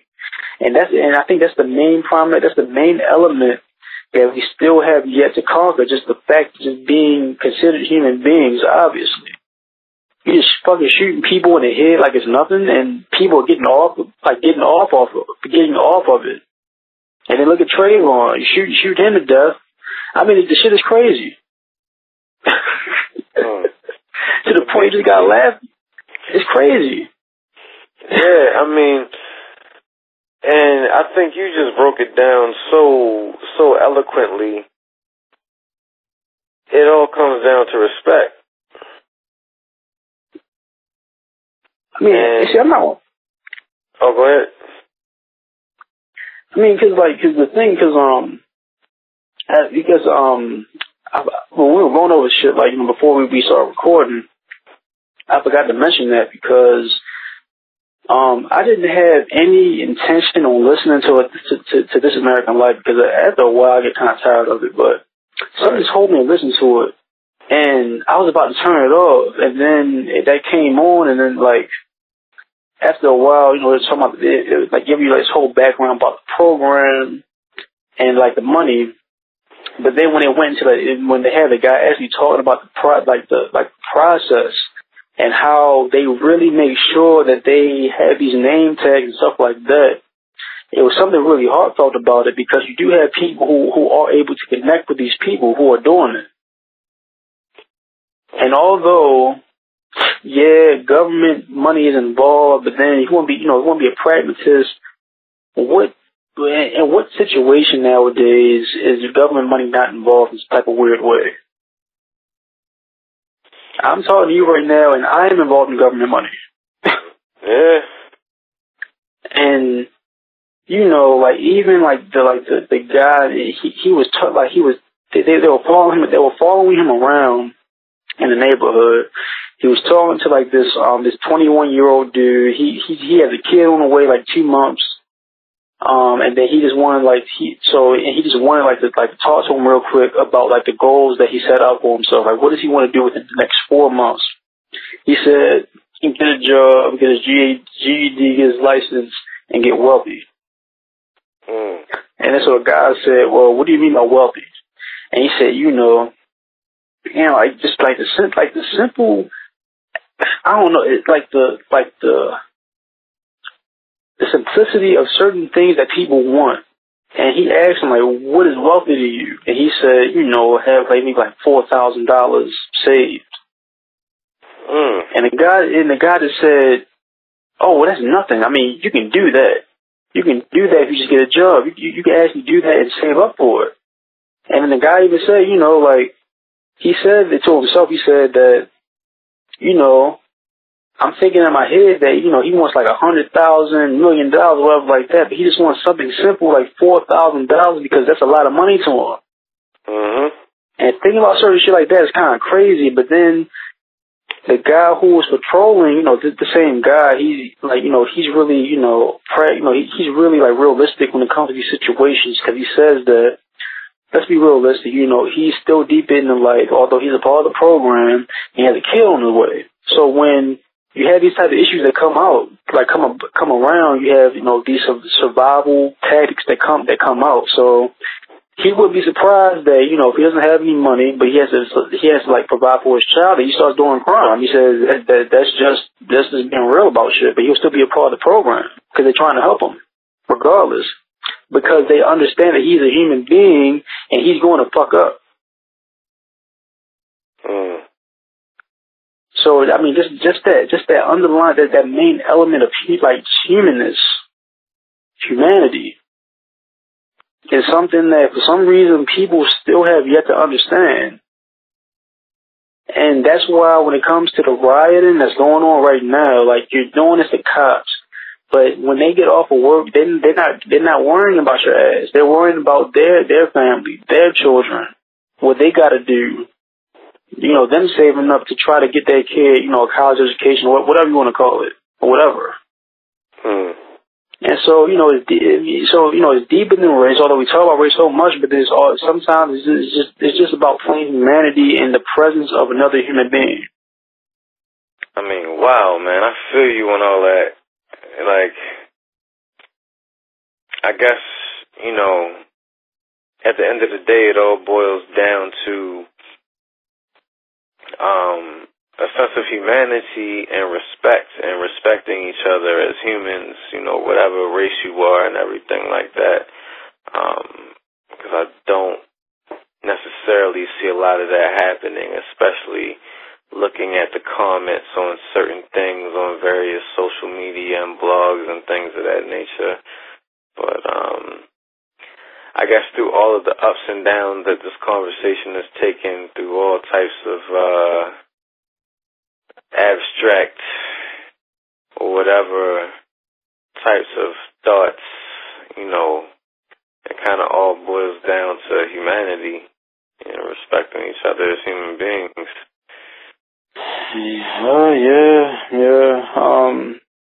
Man, shout out to ONS, Office of Neighborhood, Office for Neighborhood Safety in Richmond, California. They have a lot of controversies, based around what they're doing, and I agree with you that, that type of strategy is not going to work for everywhere in the country, but supposedly it's working for them, and just like the way they're doing it, I really respect it, and so just shout out to them. And definitely want to give a shout out to Baltimore Block. They're doing good work out here in the community, in the city. Check them out. You can look them up, Baltimore BLOC. They're on Twitter and probably a lot of other places too. Shout out to Baltimore Spectator. He's always on the scene on Twitter. Look him up. You can Google him and he'll pop up. And shout out to JM Giordano Photo, JMG Pics on Twitter. That's PIX. He's a photographer who was out there, you know, definitely giving great photos of everything that went down yesterday. Or I guess it's 2 days ago now.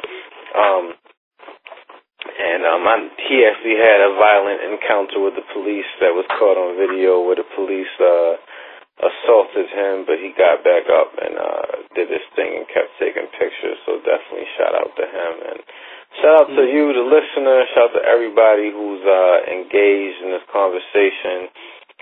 Rest in peace to Freddy Gray. Shout out to his family, and you know, our thoughts are with everybody who has been personally and deeply affected by everything that's happened. And, you know, just shout out to everybody who's been affected by any type of police brutality, or just any type of anything, you know. Anytime you're arrested or you're under the control of the police, you know, just having the experience of being arrested before, that is probably the most emasculating, humiliating experience that I've ever had. And when you're in that situation, you know, at least to me, you can kind of understand, you know, when people have been arrested over and over again, sometimes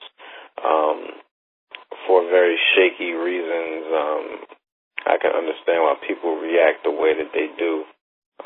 So shout out to just everybody who's been through that experience. But I guess to take it to a lighter note, as we end this journey on this podcast, we were thinking of a topic.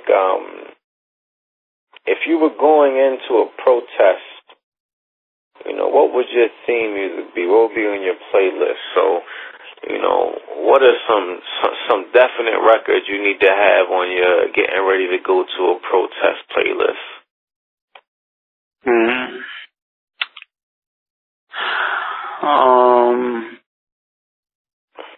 Damn. Yeah, you know, like the thing about like the playlist, if you really felt like it could probably be just be all reggae type stuff. For real. Yeah. But no, I would I think one. And that's the thing, right? I'm having like an issue thinking about names right now. Since I remember the name right now, maybe you know, for some reason I would say Criminology. Yeah, the Raekwon and Ghost joint. That's one. I guess the drums in it, they're just the that whole, like, you know, that four type of thing, and just everything hitting, and it gives you that militant type of marching type of sound. Yeah. I don't know, like, I was thinking of a list, and I was thinking about, you know, all of the typical ones that you gotta have. You gotta have NWA, Fuck the Police. You gotta have Public Enemy, Fight the Power. You gotta have KRS-One, Sound of the Police. You gotta have something from Ice Cube, Death Certificate, or America's Most Wanted. You can pretty much pick a song. Don't forget the Predator. Oh yeah, and the Predator, yep. And I guess I was thinking about Dead Prez, that joint, Police State. That's definitely one.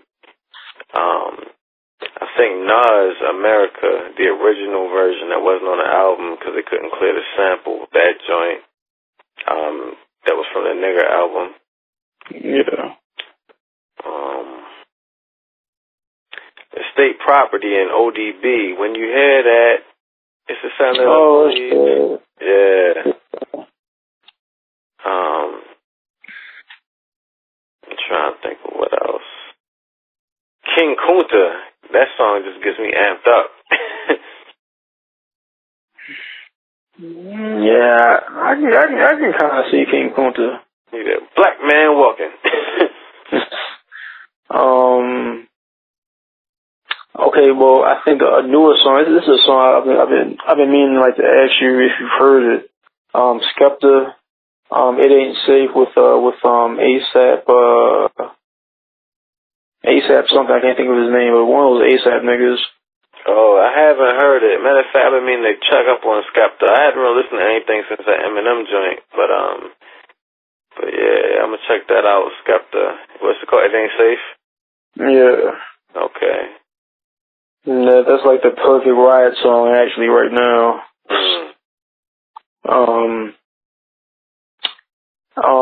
You know, I think something off of the X-Clan's album, the one that has I cannot remember names right now. Actually, I mean, a bunch of those songs would probably be on there. Yeah. I mean, oh man, like the Last Poets, maybe the intro.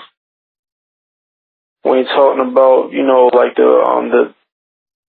liquor store and shit like that, niggas running the liquor store and how niggas playing baseball, basketball, football while the white man chops off their balls and all this type of shit. Oh yeah. Yeah. Was that that wasn't a niggas joint, was it? Nah. Okay, yeah. The other joint they have, I love niggas, 'cause niggas are me and I can only love that which is me. Like, yeah, that joint, you know, just on some unification type of stuff. Also, you know, of course, Gil Scott-Heron, The Revolution will not be televised. Another joint that I'm surprised isn't getting more play right now. Remember the Chrisette Michele joint from her mixtape, the Black Boys Go Die song she did? Vaguely. Yeah, that joint, man. That joint was powerful to me. Black Boys Still Die, Chrisette Michele. See, I don't know. See, this is like I don't know, man. It's something about like these mixtapes. Like why aren't these things on actual albums? And so I mean, so I think speaking about this Black Protest mixtape, we could talk about. I mean, you know, Fair Mandingo. Obviously. Yeah. Man, I'm thinking, man, we should start a campaign about people listening to the Fair Mandingo, because this is like a perfect time for people to be listening to this shit. Because I feel like that song pretty much sums up the 2-hour conversation we had about Freddy Gray and race and protest and abstract concepts within 3 minutes. Between him talking about the complexities of, racial relations and so on and so forth, but then at the end, he pretty much just talks about humanity. That's all that really matters. Yeah. Fear Mandingo, check it out if you haven't heard it. Yeah, man.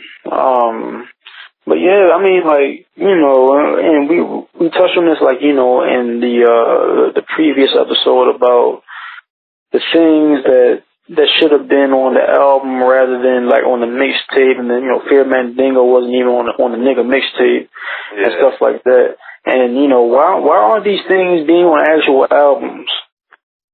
I don't know. Sometimes it's a sample clearance, but Fear Mandingo, I don't even know, because Styles P ended up using that same beat. But I don't know. Yeah, I will say I was not a fan of the beat. You weren't? Nah, I wasn't necessarily a fan of the beat, but the lyrics kind of like made me like it more. Man, that beat is crazy, man. I mean, because it's funny how you mentioned the Cannabis and Bronze Nazareth, and you like that beat, but you don't like the Fair Mandingo beat. Yeah, I mean,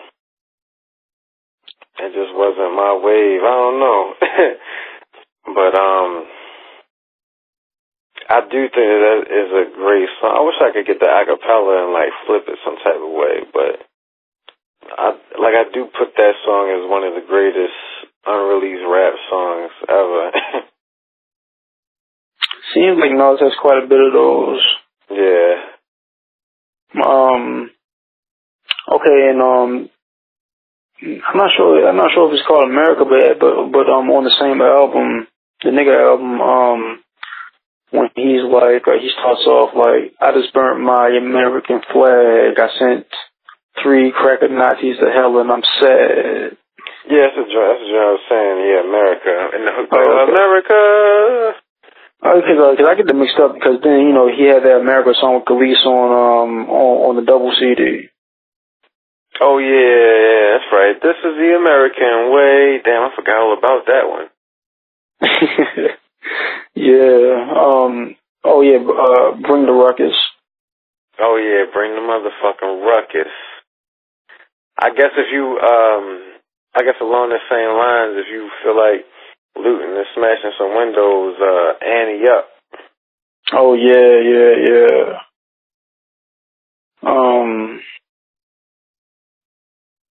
Damn. I see, I bet you. Damn, another one, Uncle Murder has a song with Louis Farrakhan playing the violin. Mm-hmm. And I want to say Sizzler and Movado on it as well. Mm-hmm. And I forget the name of it, but it was like kind of like a positive, uplifting song. Uncle Murder has a lot of positive, uplifting kind of songs when you really listen to him, but I think that one in particular was kind of dope. Hmm.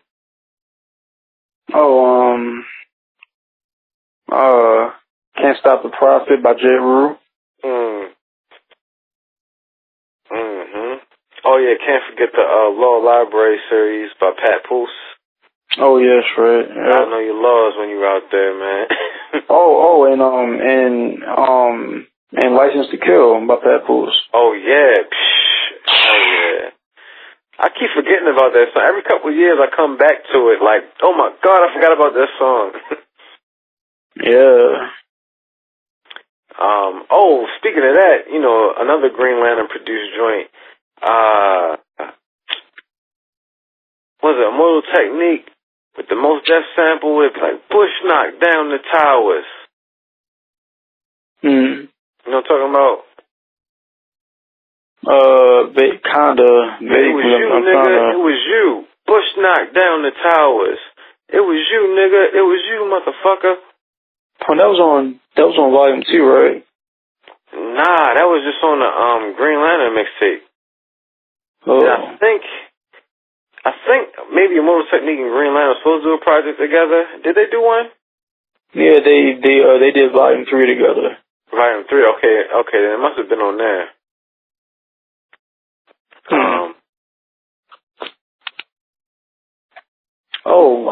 Nature of the Threat. Nature of the Threat, yep. Razzcast got a couple joints off this new album too. Oh man, the Styles P joint, off of his second album, Time Is Money, the joint he did with Black Thought. Is it 'Cause I'm Black? Is that what it's called? Oh yeah. I think Havoc made the beat. Black. Oh yeah, that's right. I'm Black. That's another joint. Yeah. I'm Black. Yeah. But then he had another one, Black Thought. It sounds like a real black song. But yeah, I'm Black, definitely. It's funny because I remember, I think DJ DNA and DJ Radio put out a mixtape of during, I guess, the tail end of the mixtape era of conscious rap, and you know how they have like Photoshop of all the different rappers on the cover, and Styles P was like right dead in the center, and it's funny because, you know, he had like Talib Kweli and all these stereotypically conscious rappers behind him, and you wouldn't expect Styles P to just be in the forefront, but you really think about it, especially at that time. But then, you know, if you really a Styles P listener, you know. Yeah. Respiration. Yeah. Oh man, the new moon rose high in the crown of the metropolis, shining like who on top of this. It's one of my favorite songs ever. Well, shit. I mean, Simon Says. Dun. Get the fuck up. Yep. Yep. Oh, you remember this joint, Marsh by Eminem? Oh yeah, that's right. Yeah. Was that on one of his albums? Was that like in between like the D12 thing? No, that was on Encore. I was imagining it being much earlier than that. Nah, it was on Encore. Remember, Encore was like half serious songs and half just him just fucked up on drugs doing dumb shit. No. Like a lot of albums. I'm trying to think. Welcome to Jamrock. I don't know why, but I just feel like that's like as I'm coming into the protest, that would be like my anthem.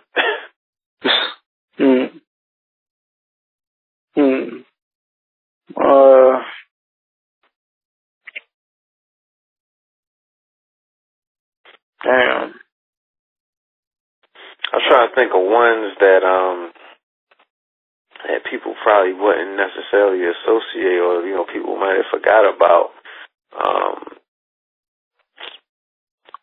Oh, Master P.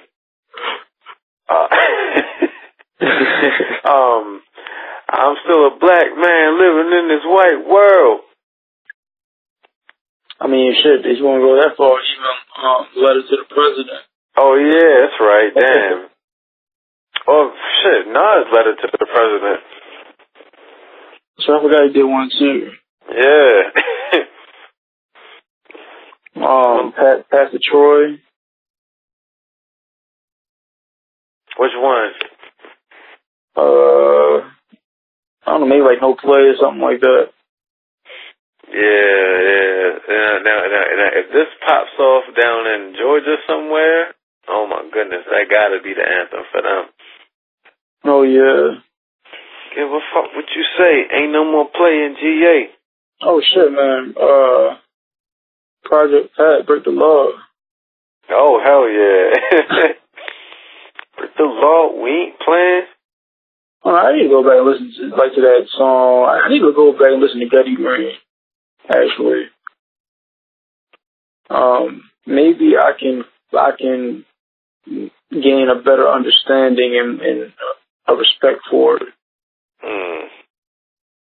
I think, because I think I kind of reconcile with UCJ for the most part, because it's interesting when you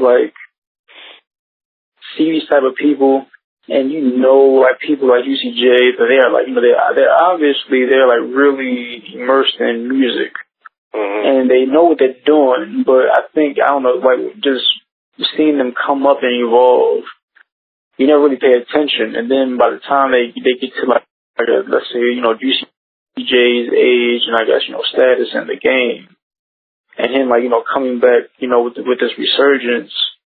And how, compared to a lot of people who are out, just listening to UCJ's album, how it's well-rounded, it's well put together.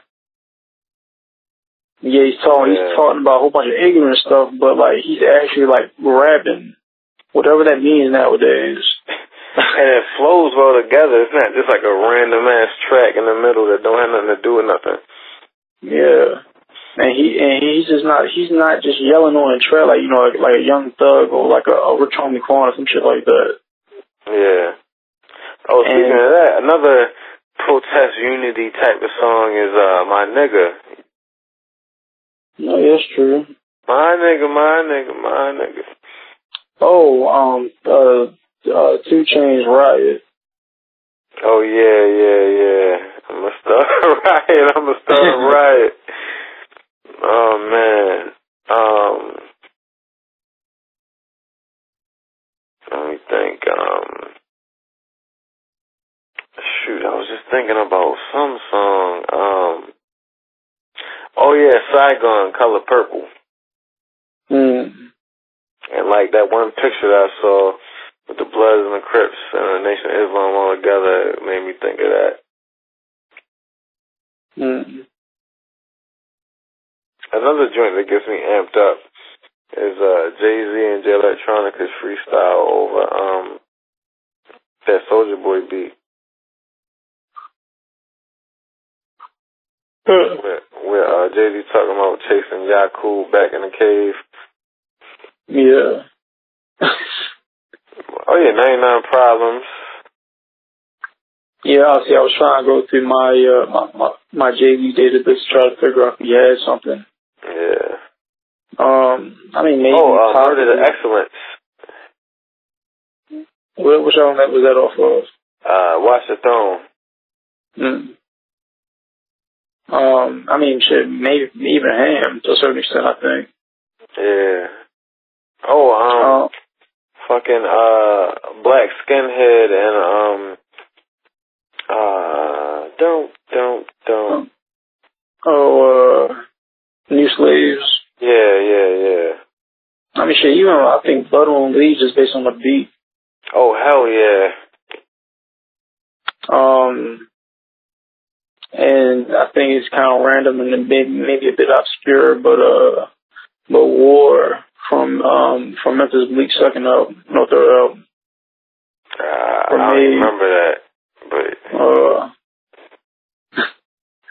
yeah, I think it's probably like track number 8. I gotta check that out. Another joint is maybe Why from Jadakiss. You know, yeah, I was thinking about that. But I don't know, it's something that I think the beat it's just too sentimental. You know, niggas gotta be hearing some good shit so they can start destroying much in the market and stuff. Or maybe the one that he did with Nas. What was it? Was it How? No, it wasn't How. It was like basically the same type of thing as Why on his last album, The Last Kiss or whatever.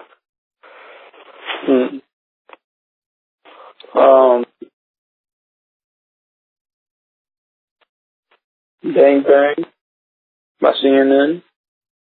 Oh man, we gonna thug this shit out and say bang. Oh man, you really trying to start a riot. Yeah.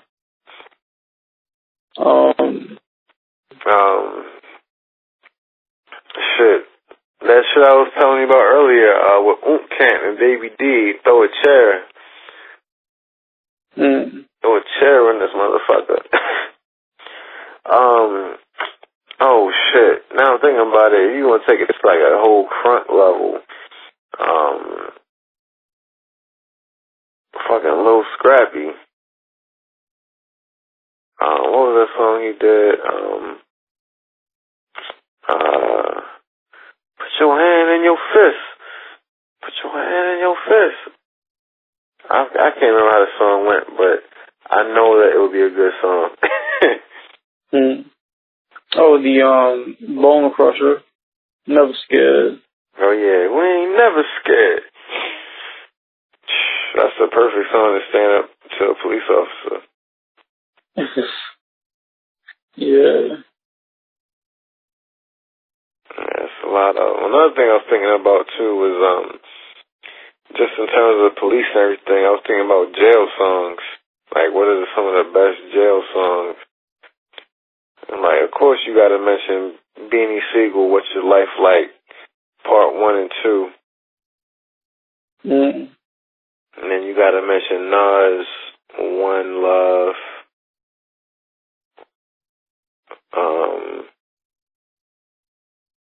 There was another one I was thinking about. Oh yeah, the CNN joint that we mentioned on the last episode. I'm in jail pumping iron, son, and reading books. Oh yeah. Yeah.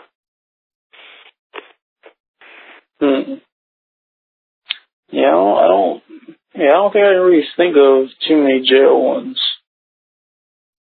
Yeah, a lot of artists, I guess they don't really, or like maybe they gloss over their time in jail. Now I'm thinking about it, like DMX. You know, all the niggas have been in jail before, suck my dick.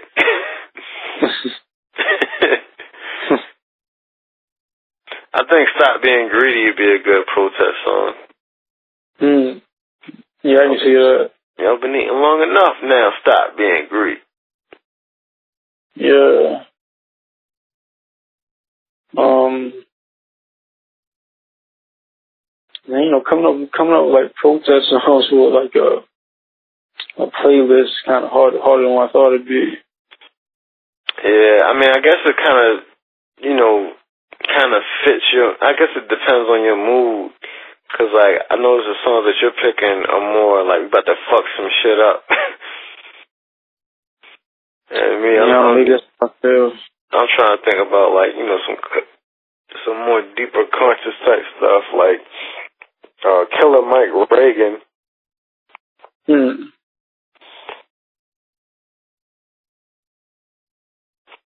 Yeah, like a lot of that Running Jewels shit and all that Killer Mike shit, but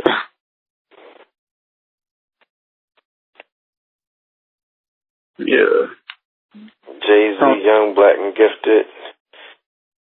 His freestyle over the Big Daddy Kane joint back in the day.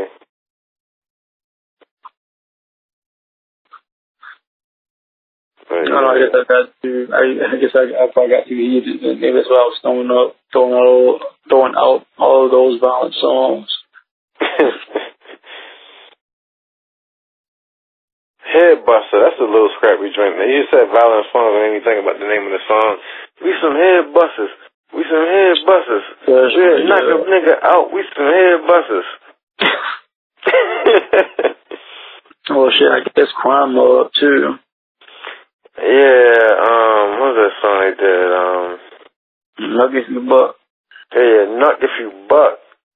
Like, I can just see a bunch of niggas just screaming at the police. Yeah. Shit hard in the paint, I guess. Go hard in the motherfucking paint, nigga. And pretty much any reggae song talking about chanting down Dirty Babylon.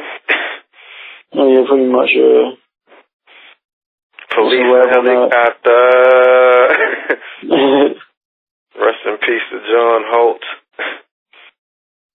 Yeah. I haven't done that shit in a minute. Yeah, I think they were playing it for a minute when he died. I don't know, for some reason I was hearing it a lot. I think what I'm gonna do is make I'm take some of these songs and put them on a Spotify playlist and post it up. But yeah, I think we got a good list. I guess we can wrap this up. All right. You got any final words for the peoples?